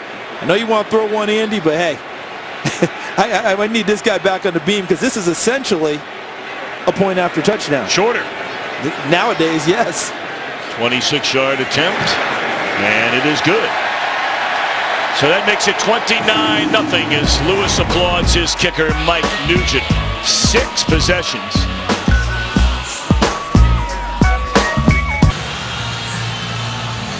Small screen, stadium size content. Watch live local Sunday games right on your smartphone with NFL Mobile. I'm not sure anybody in a million years saw this one coming today. This beat-up Bengals team. You know, many wondering, was the head coach Marvin Lewis in trouble? Was it, time to really tie a ribbon around this Bengals season? It would be the first in 5 years not going to the playoffs. And they lead 29-0 here in the third quarter. Barner breaking it to the outside. Has a kicker to beat down that sideline, and Nugent delivers a hit to run him out of bounds.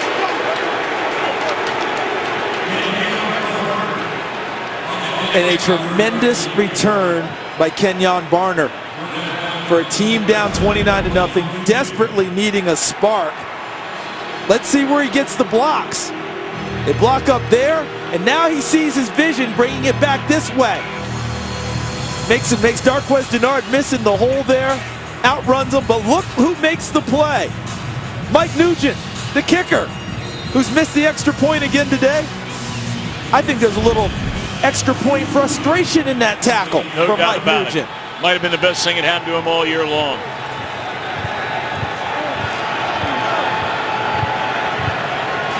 A 60-yard return, and from the 38-yard line, Wentz all day to throw it. And now a little flip pass to Ertz, and he is chopped down immediately by Darqueze Dennard, the #1 pick out of Michigan State. But with the protection Carson Wentz had on this play, that ball is supposed to be delivered downfield. So that tells me the coverage is excellent. So he improvises, and Darqueze Dennard all over that one. Ertz in this game has 2 catches for a grand total of 6 yards. And he'll add to that right here. First down to the 17-yard line, and we go to Carissa Thompson in Los Angeles. Thanks, Tom. We're headed to Atlanta. Kansas City was up 20-16 on the road, but how about this? A fake caught direct snap to Albert Wilson, 55-yard run. They're up 27-16. That's a gutsy call, Tom. Reminds me a lot of you. Oh, thank you, Carissa. And Carissa, if I'm not mistaken, Albert Wilson played at Georgia State, which is that dome where they're playing today. That's right.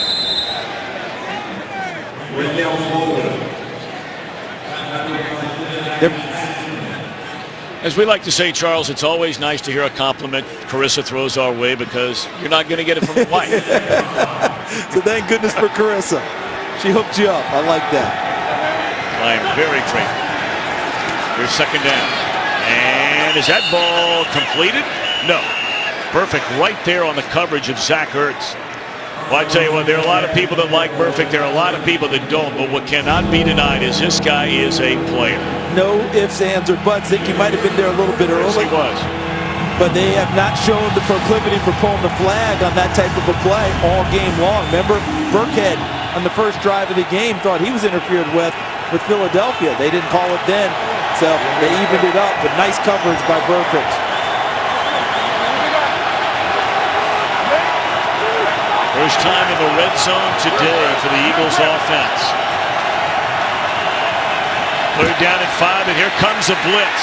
Wentz gets it away, incomplete. They brought the house to the rookie quarterback.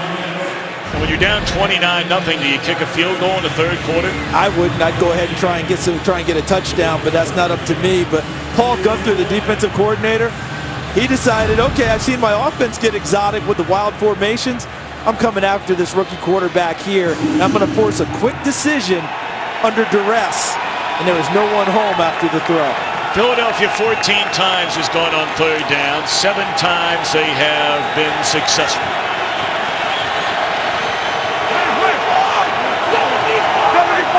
On fourth down. Play clock at 1, and they don't even get off the play. Did they get the timeout? Timeout. Philadelphia, they're first. 30-second timeout. I think Doug Peterson saw Marvin Lewis's sprint earlier and decided to match one. You know, Charles, obviously a disappointing day here so far for Doug Peterson. Conversely, there has to be some credit for Marvin Lewis and his staff here on this game. I mean, you know, when you're used to going to the playoffs and playing in big games as they've been over the last 7 years, you're 3-7-1. To show up and play the way they have played today speaks volumes about Lewis and his staff, regardless of where it all ultimately leads. I would agree with that. To Marvin Lewis as the head coach, the staff, as you mentioned, and to the pride of the players.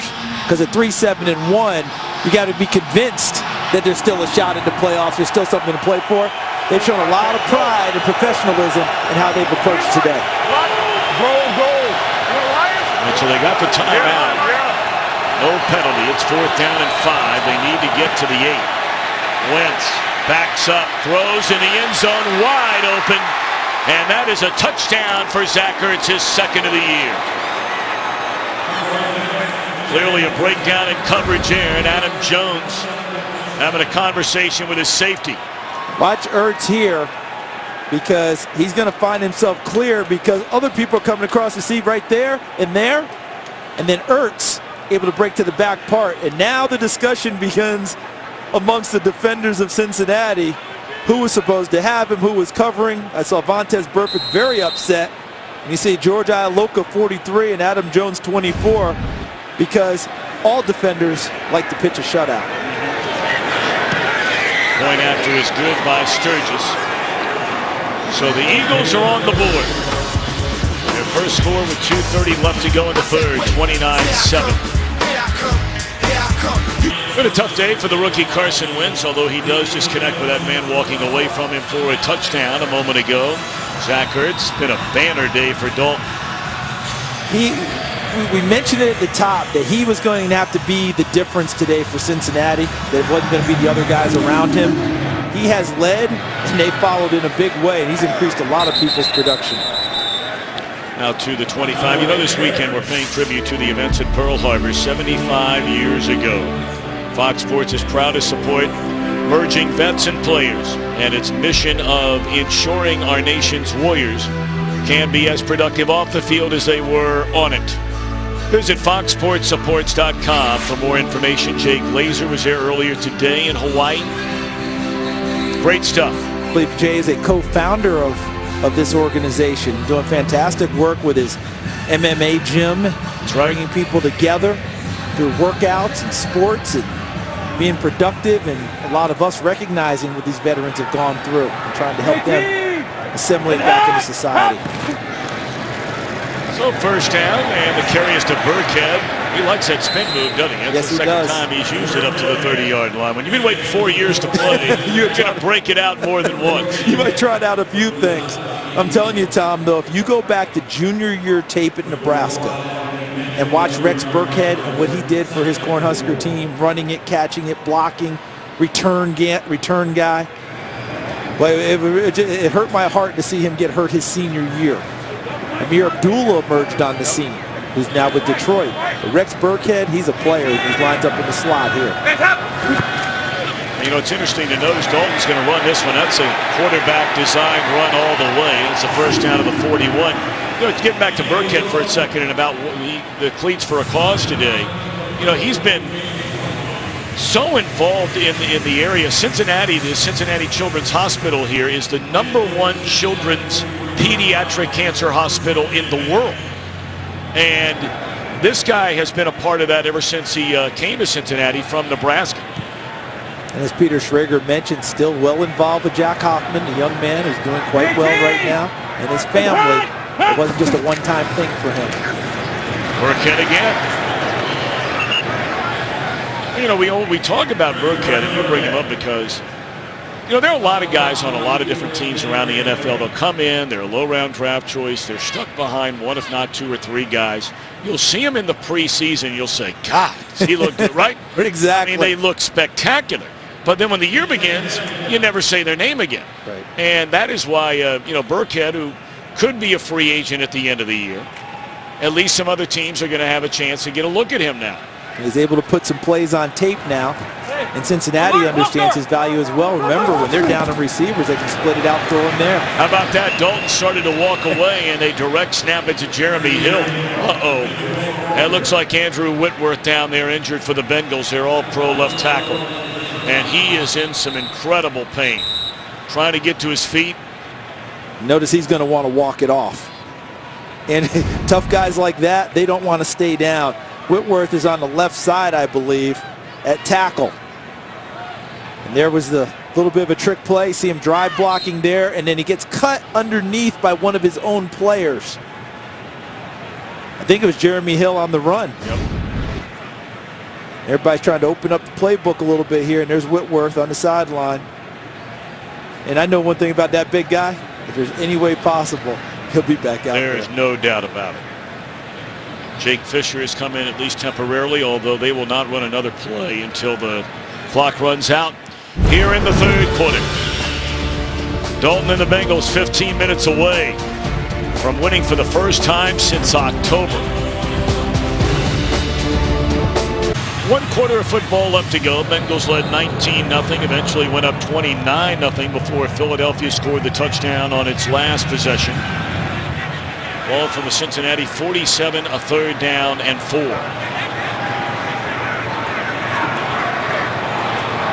Over here.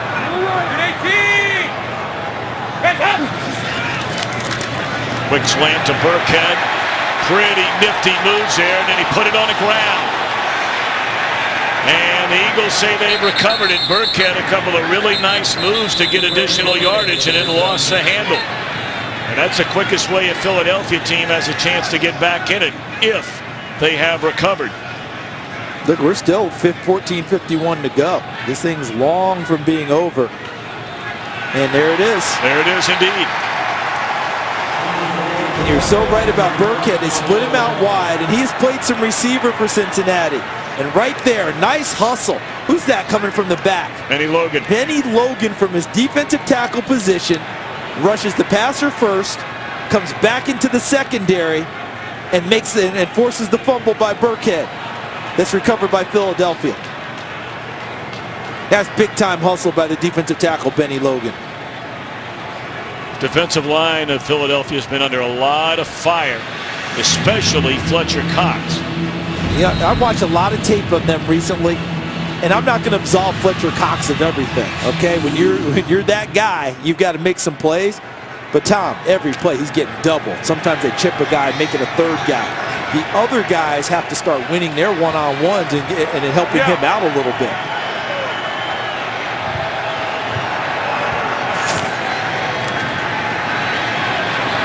First down, they swing it out to Darren Sproles. It's a shame we're seeing Sproles here on this Sunday playing with that fractured rib. This guy has had some kind of career. 33-year-old Kansas native, the 8th most all-purpose yards among all players in the history of the NFL. And still an outstanding player. No doubt about that.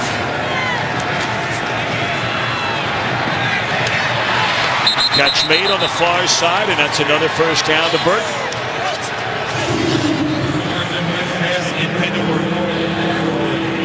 It's a pretty throw there by Carson Wentz. And this is where things get difficult for his offensive line because Cincinnati can just pin their ears back and go with the score this big in their advantage. And they held up well in protection, and Wentz delivers a nice throw. Catch by Burton before Ialoka takes him over the sideline. Come forward. Come forward.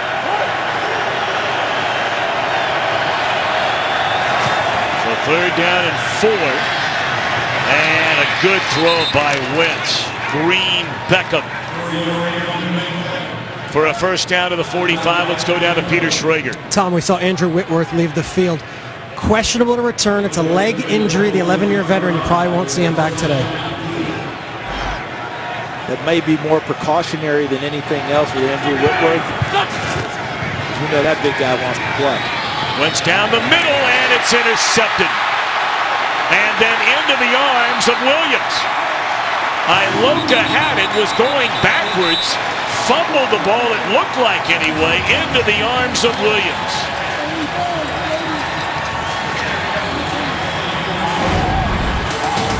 See what happened here. Juggled it, popped it in the air, INT. It is sponsored by Verizon. It's always a great gift on Verizon.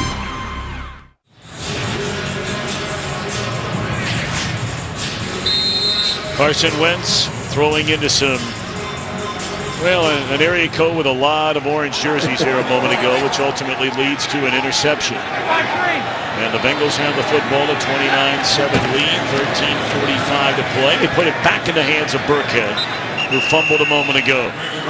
Tom, let's take a look at the interception, because we're going to try and get this down the middle, but watch the coverage. Because I believe this is Burfict right there. Look at that right there. Okay, so he's already released the ball, but Burfict is running with him. Look at Iloka here, and watch Sean Williams here. This is what you love about the synchronization. Burfict with good coverage underneath. Iloka gets the overthrow. As it pops into the air, it turns into an interception. Why? Because Sean Williams hustled all the way from one side to the other to be at the ball and intercept it. 2nd and 5, and batted down at the line of scrimmage with an eye on Boyd on that Chris slant pattern. So a 3rd down for the Bengals. Seen a lot of balls batted in recent weeks in the NFL, haven't we? I mean, it just feels like this is just all of a sudden everyone has figured out getting those passing lanes, get your hands up. I've wondered that for years, because so many of these defensive linemen, whether they're interior defensive linemen or, of course, the defensive ends, I mean, almost every one of these guys across the board, 6'2", 6'3", if not bigger than that. Yeah, at a minimum. At a minimum. We're talking 6'5", 6'6" we're seeing today. Swatting passes away. Golden on a 3rd down. Looked like a little miscommunication there. Boyd looked like he had pretty much just sat down for the 1st down, and Dalton trying to lead him up the field, and it's 3 and out for the Bengals. Yeah, I actually think this one is probably actually on Andy Dalton, because as you said, watch Boyd, 83, just sits right down there. Now maybe Boyd's supposed to continue into that spot, but that's one of the few inaccurate throws that Dalton has made today.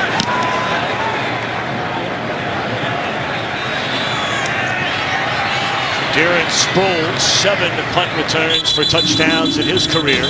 He's dropped to the 39. 12:57 to go.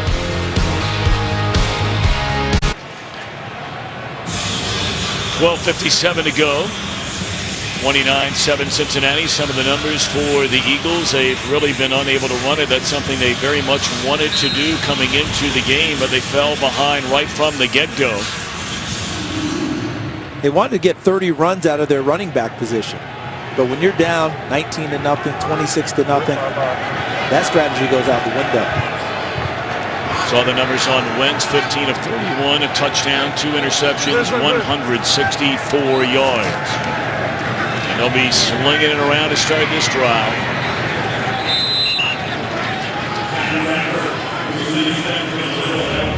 Yeah, they'll be in 2-minute offense essentially the rest of this game, trying to make up this ground.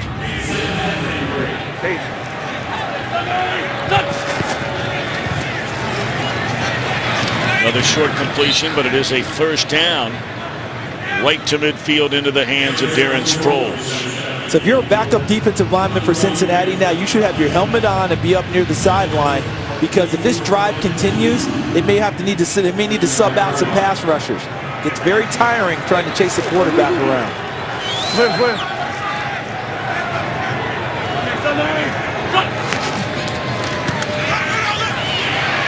Pump fake, and now Wentz able to get out of trouble, finds Green Beckham, and he is chopped down by Denard to the 40 6-yard line. Geno Atkins applying the heat. Nice completion, but watch this. Watch Atkins. Look at him just push Brandon Brooks back into Wentz. Nice job by Wentz having the poise to handle that and escape and complete a pass. But Geno Atkins is one tough guy. Not only one tough guy, I mean, that's Ertz on the completion and Ray will run him out of bounds. That is a one-arm shove into a man who weighs 335 pounds. Geno Atkins is all the way back in terms of health. Remember a couple years ago he had the knee injury and they thought he didn't play as well the next season. And last year, back in the Pro Bowl and back at All-Pro status. That play tells you why. Look, raw numbers with Atkins doesn't tell you everything. We saw a play earlier. Took on 2 blockers. Right. Set it up for Carlos Dunlap to get to the quarterback. Hard to move that big number 97 in the interior. Here comes a blitz. Wentz gets it away, and the completion is made to Turner, and that's a first down to the 35-yard line. Good decision there by Wentz to get rid of it in a hurry. John, you just see the continued development of him. You know, a guy who's had a tough day with people in his face, harassed all the time, but I don't see him flinching.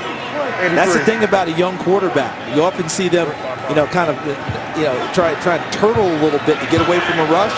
He stands in there tall and delivers. Stands tall again and has it batted right back into his arms, and then he takes off running. How about that? The batted ball by Will Clark, and it turns into, what, a 7-yard gain. See right there, Clark bats it back to him like it's volleyball at the net. And Wentz has the excellent instincts and reflexes, grabs it, and immediately heads straight upfield to gain yardage. Is that the first completion Brett Favre had in his career? Like that one that came right back to him?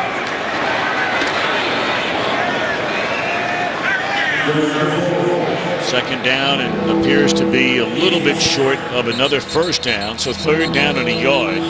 Under 10 minutes to go now in Cincinnati. And we are getting some swapped out defensive linemen for Cincinnati as well.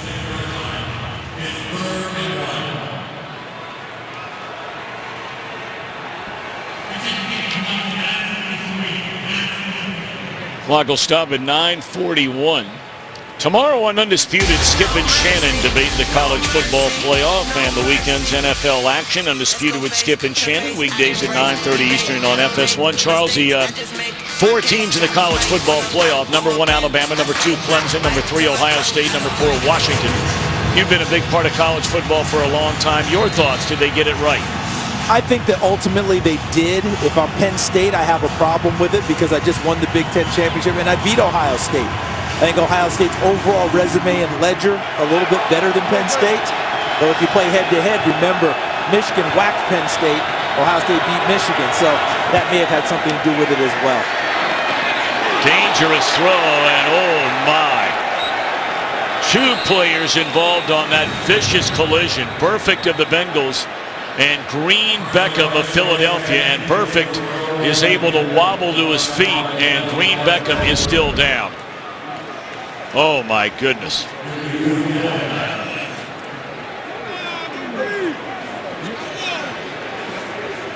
Sponsored by Samsung Pay. Turn your phone into your wallet.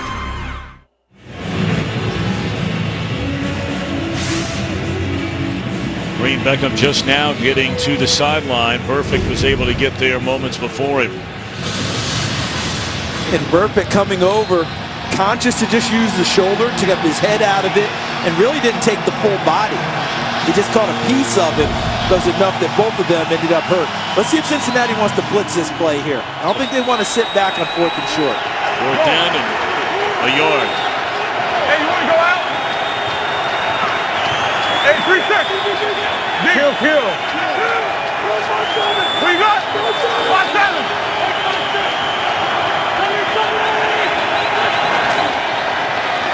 Looking for that slant again. And again they get it. It's Aguilar. He takes a big hit, spins out of it. And a first down. Aguilar inside the 20. The numbers won't be super impressive at the end of the day. But if you're Philadelphia, you'll have to be encouraged by some of the things you saw from Nelson Aguilar today. Remember, he was a healthy scratch last week. Peter Schrager talked about it. That catch there was not easy. Wentz swings it to Sproles, and he'll step out of bounds, just short of the 10. This day has to help his confidence, even though the team is down. Some tough catches, picked up a key first down there to keep this drive alive, keep them in it. That was big for Nelson Aguilar.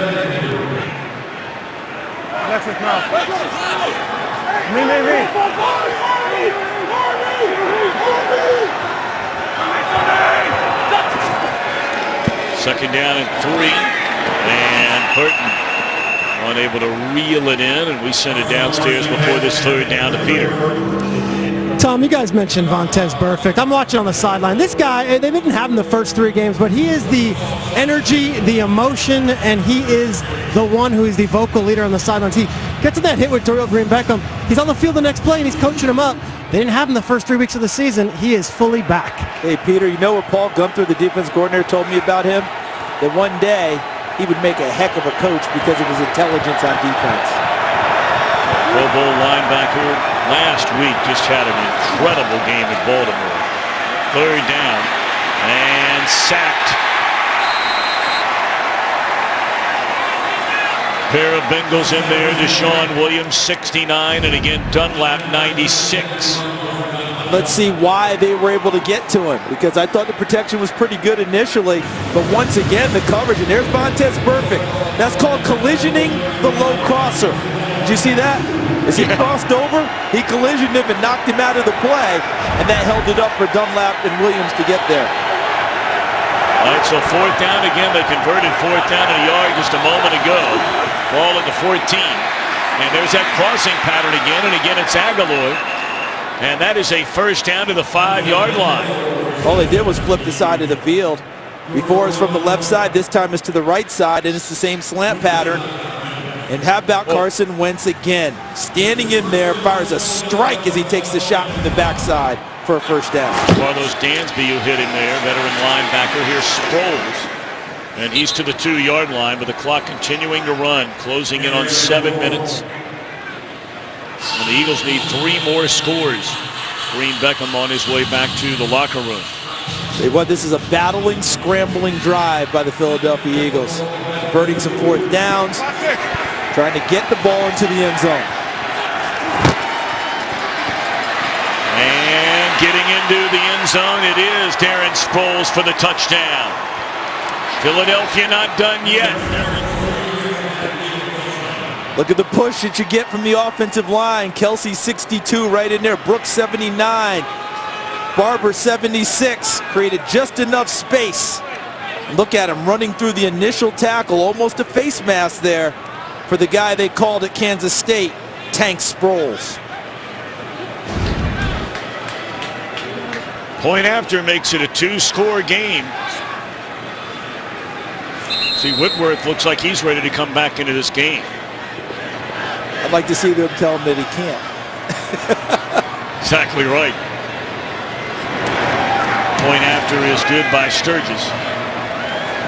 15 plays, took 6 minutes.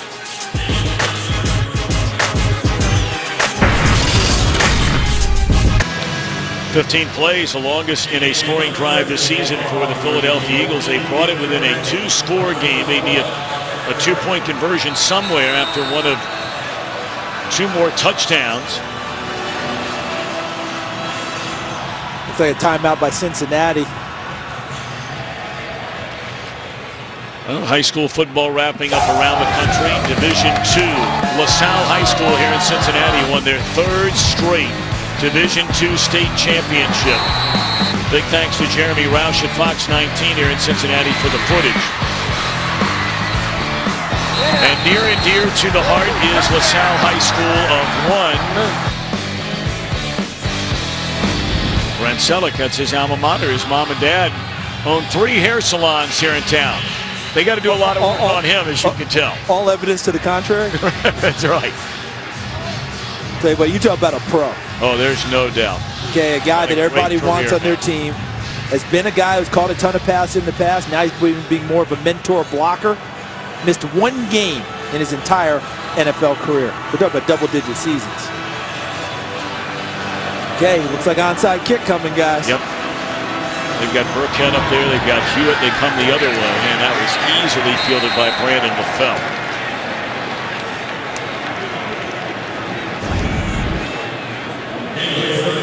So you'll see, as Tom described, you see Sturgis aiming right, bringing it back left, goes right through the gap.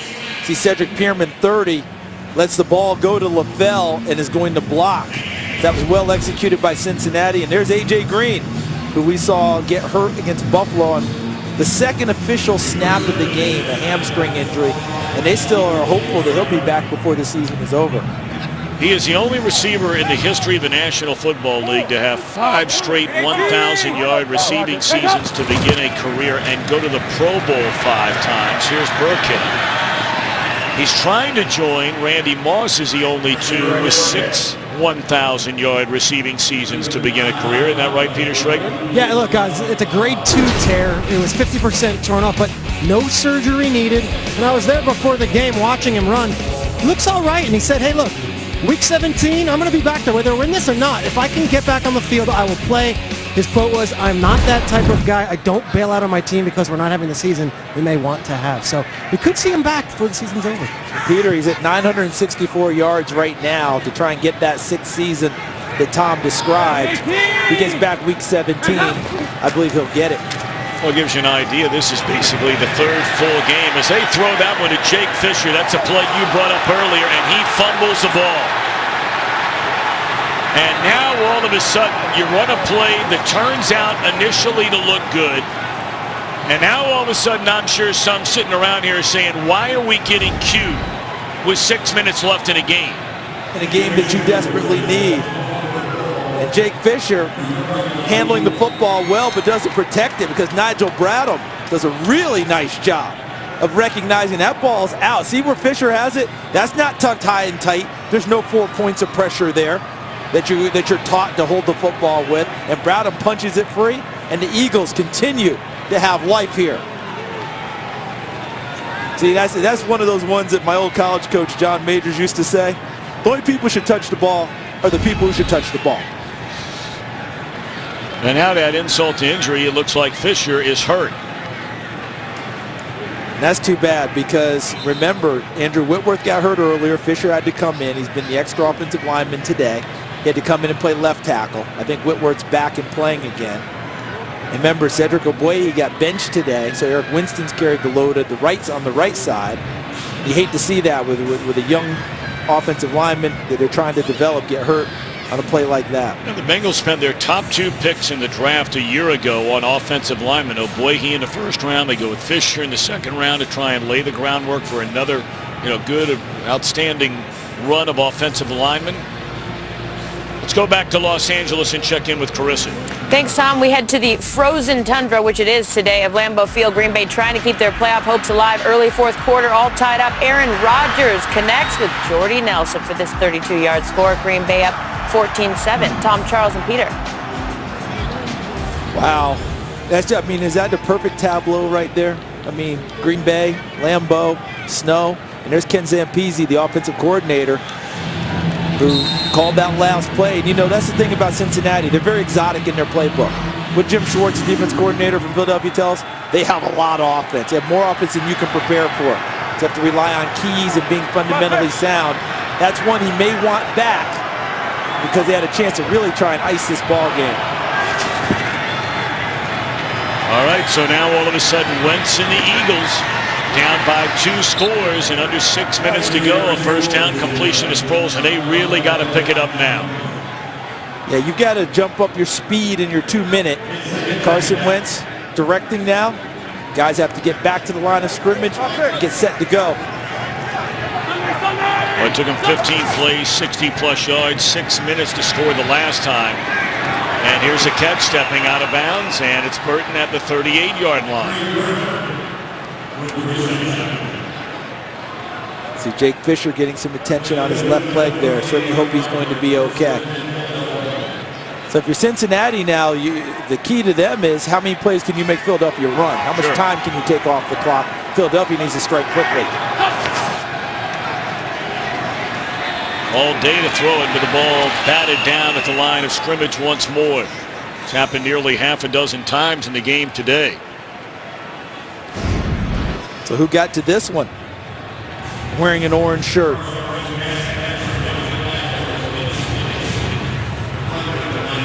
Dunlap. But there's a stunner for you. Shocking. Carlos Dunlap with another deflection. He has an innate sense on how to do that. Trying to set up the screen to Sproles. And he's able to evade a couple of tacklers, but stays in bounds to the 35-yard line. Under 5 minutes to go. Rain beginning to lightly fall as well. That's one of the greatest plays I've seen that didn't get you a whole lot, because Carlos Dansby should have snuffed that play out for a loss. And somehow he made him miss when he was right on top of him. Sproles out, Barner in for 40 to go.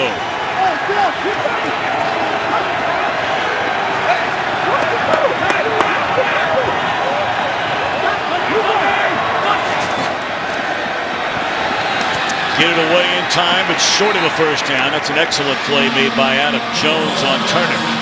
And it brings up 4th down. What have they done on their 4th down plays on the last drive? Slants. Yep. Nelson Aguilar, they just threw a slant there to Turner. Aguilar is in the ball game, split out wide. Here he is. He's right. He caught 2 slants for 4th down plays before. There's another one. And it's picked off. That is perfect down the sideline. And he's still on his feet, and Wentz knocks him out of bounds inside the 20, and that'll tie a ribbon around this one. I mean, he just snatched that thing out of the air. There cannot be an inside linebacker in the NFL playing at a higher level right now than Vontaze Burfict. Starts on the rush, stops a little bit to kind of read the play, and that ball is thrown right between the 5 and the 5. And I got to tell you, that's not an easy catch. From that distance with a bullet pass, and there he goes with another interception. I'll say it again, there cannot be a middle linebacker in the NFL playing at a higher level right now than Vontaze Burfict. Well, there's no doubt about it, Charlie. I mean, look, there are a lot of people that aren't going to give him the credit that maybe, he should get as a football player because of some of the, through the whistle, beyond the whistle, some of the hits. Everybody remembers what happened in the playoff game last year, the shot to the head on Antonio Brown, which led to his 3-game suspension to begin this year. But it cannot be denied.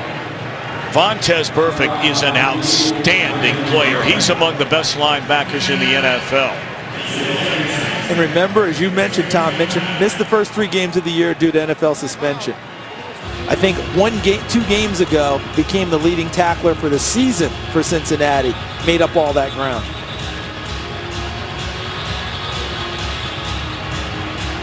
Well, looking ahead to next weekend, Seattle and Toronto aiming to make history as Jordan Morris and the Sounders take on Josie Altidore and Toronto FC, who will host the MLS Cup Saturday, 7:30 Eastern, only on Fox, or watch it live on Fox Sports Go.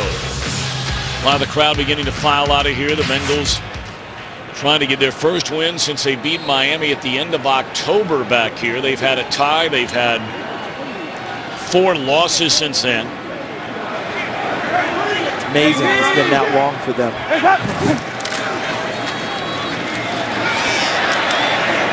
Jeremy Hill to the 20, and meanwhile for the Eagles, some people say, well, look, their chances weren't all that great anyway, but the bottom line is they did have a chance. You get a win here today. You've got 3 of your final 5 at home, all 3 against teams inside your division as you look at their schedule, but it's a big hit here today. Yeah, just you mentioned inside the division. Washington at home, then New York Giants at home, Dallas at home to finish things off, but this was a big, big miss. And we sat with Doug Peterson last night, and I know Eagles fans are like, well, we weren't going any, as you said, maybe we weren't going anywhere. But as he discussed, look at the schedule ahead of us. Here's the opportunity, guys. 1 game at a time mentality. Let's handle Cincinnati and see where it takes us. Well, that's off the table now. All right, now you're talking about turning into a spoiler at this point. And the rest of those teams in your division had better be wary with you. 18!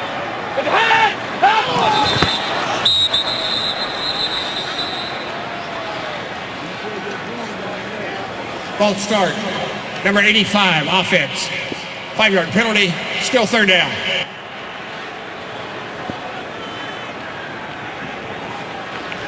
Charles, you go to the other side now, and if you're, a Bengals fan, you're saying, okay, you got to win here today. You go to 4-7-1.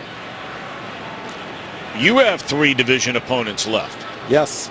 And remember, the co-leaders are Baltimore and the Steelers at 6-5, although Baltimore is going to win today. They are hammering Miami. Hill to the 20. And let's check in with Carissa Thompson back in L.A. Thanks, Tom. An interesting situation here in Atlanta. So after an Atlanta score, they go for 2, which would put them up 3. It backfires with an Eric Berry pick to put Kansas City up 1 with under 5 left in the 4th. Kansas City 29-28. Tom? Wow, how about that? And what's interesting to me about that play, all right, now you can score the 2 points. But last year, what was the issue with Matt Ryan? Throwing picks in the red zone, ill-advised. And this year, it hadn't been none of that. No. He's been MVP candidate. And it reared its ugly head on that play. And boy, that's difficult. Great play there by Eric Berry.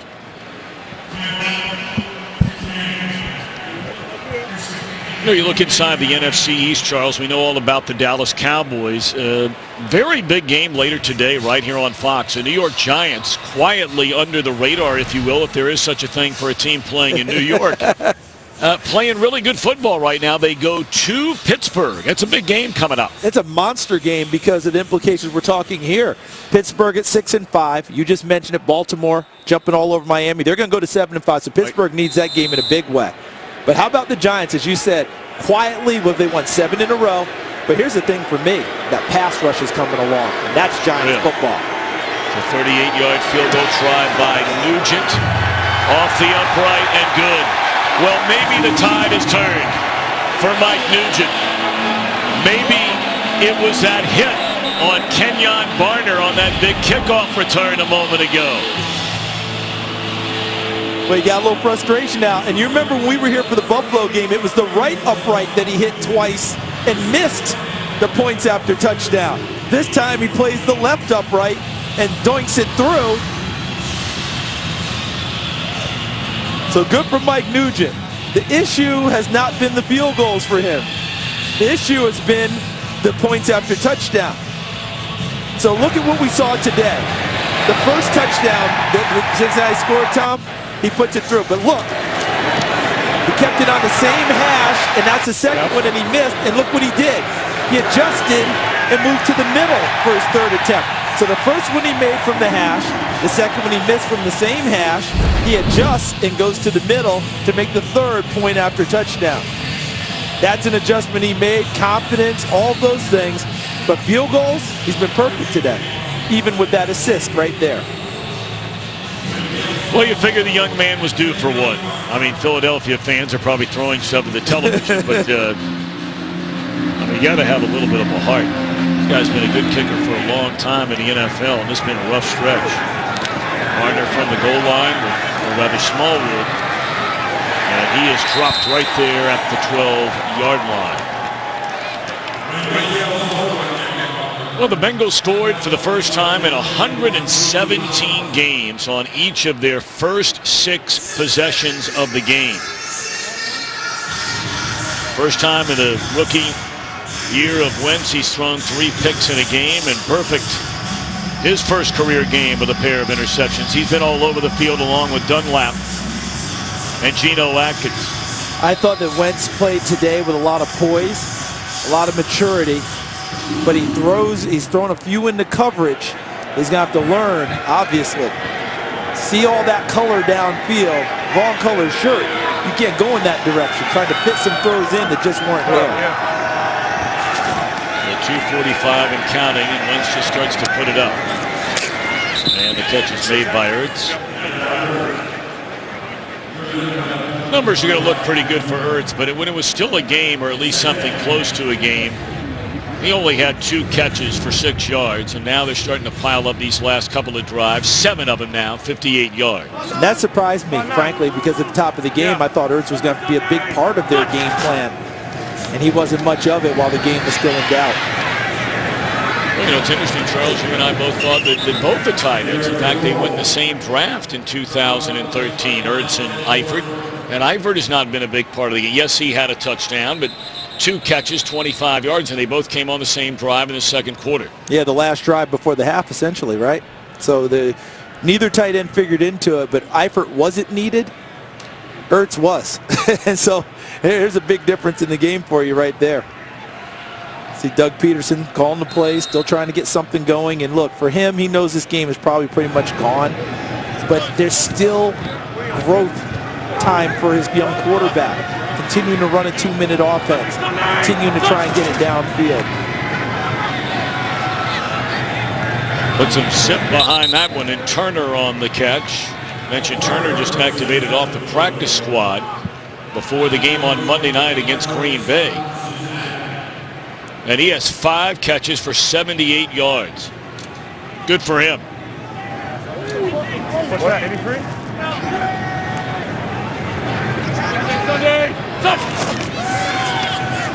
Final play before the 2-minute warning.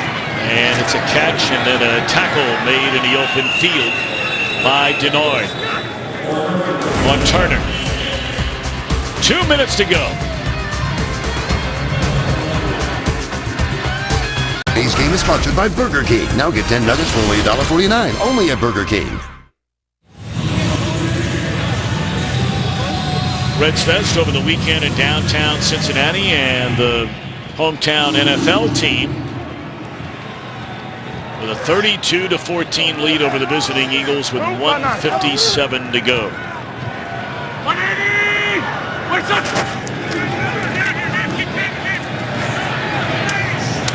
That's Burton, and that's another first down to the Bengal 47. Clock continues to run.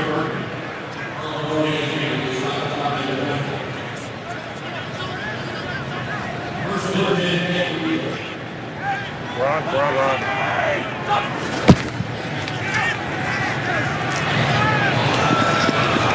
Wentz has taken a beating here today. I mean, you look at the sack numbers, and the Bengals do not have but 1 sack. Having said that, this guy's been hit almost a dozen times, and in a number of those, he has really been hit.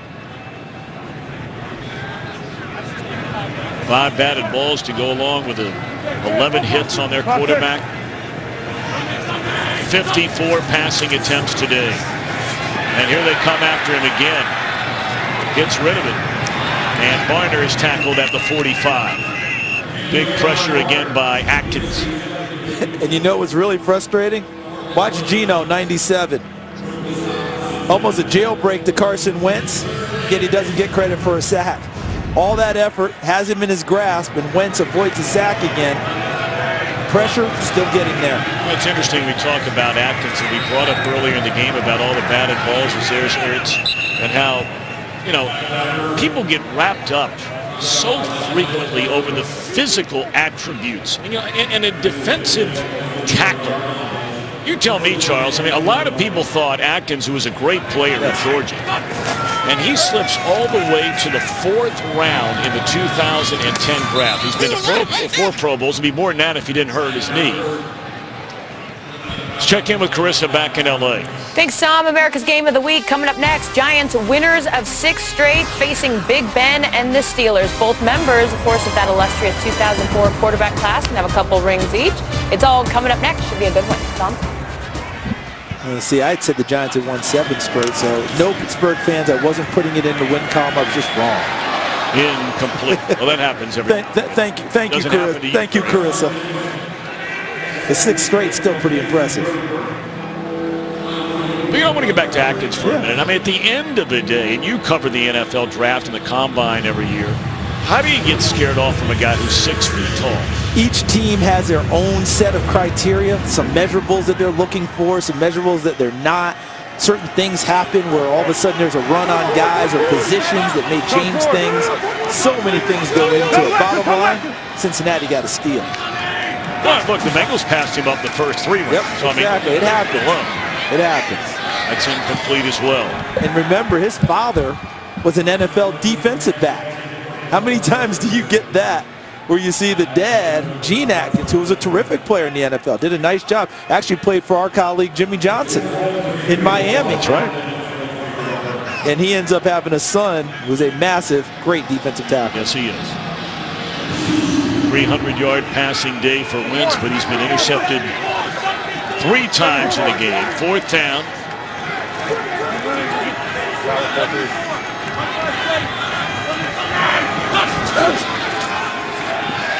And he just throws it up for grabs, and it's incomplete.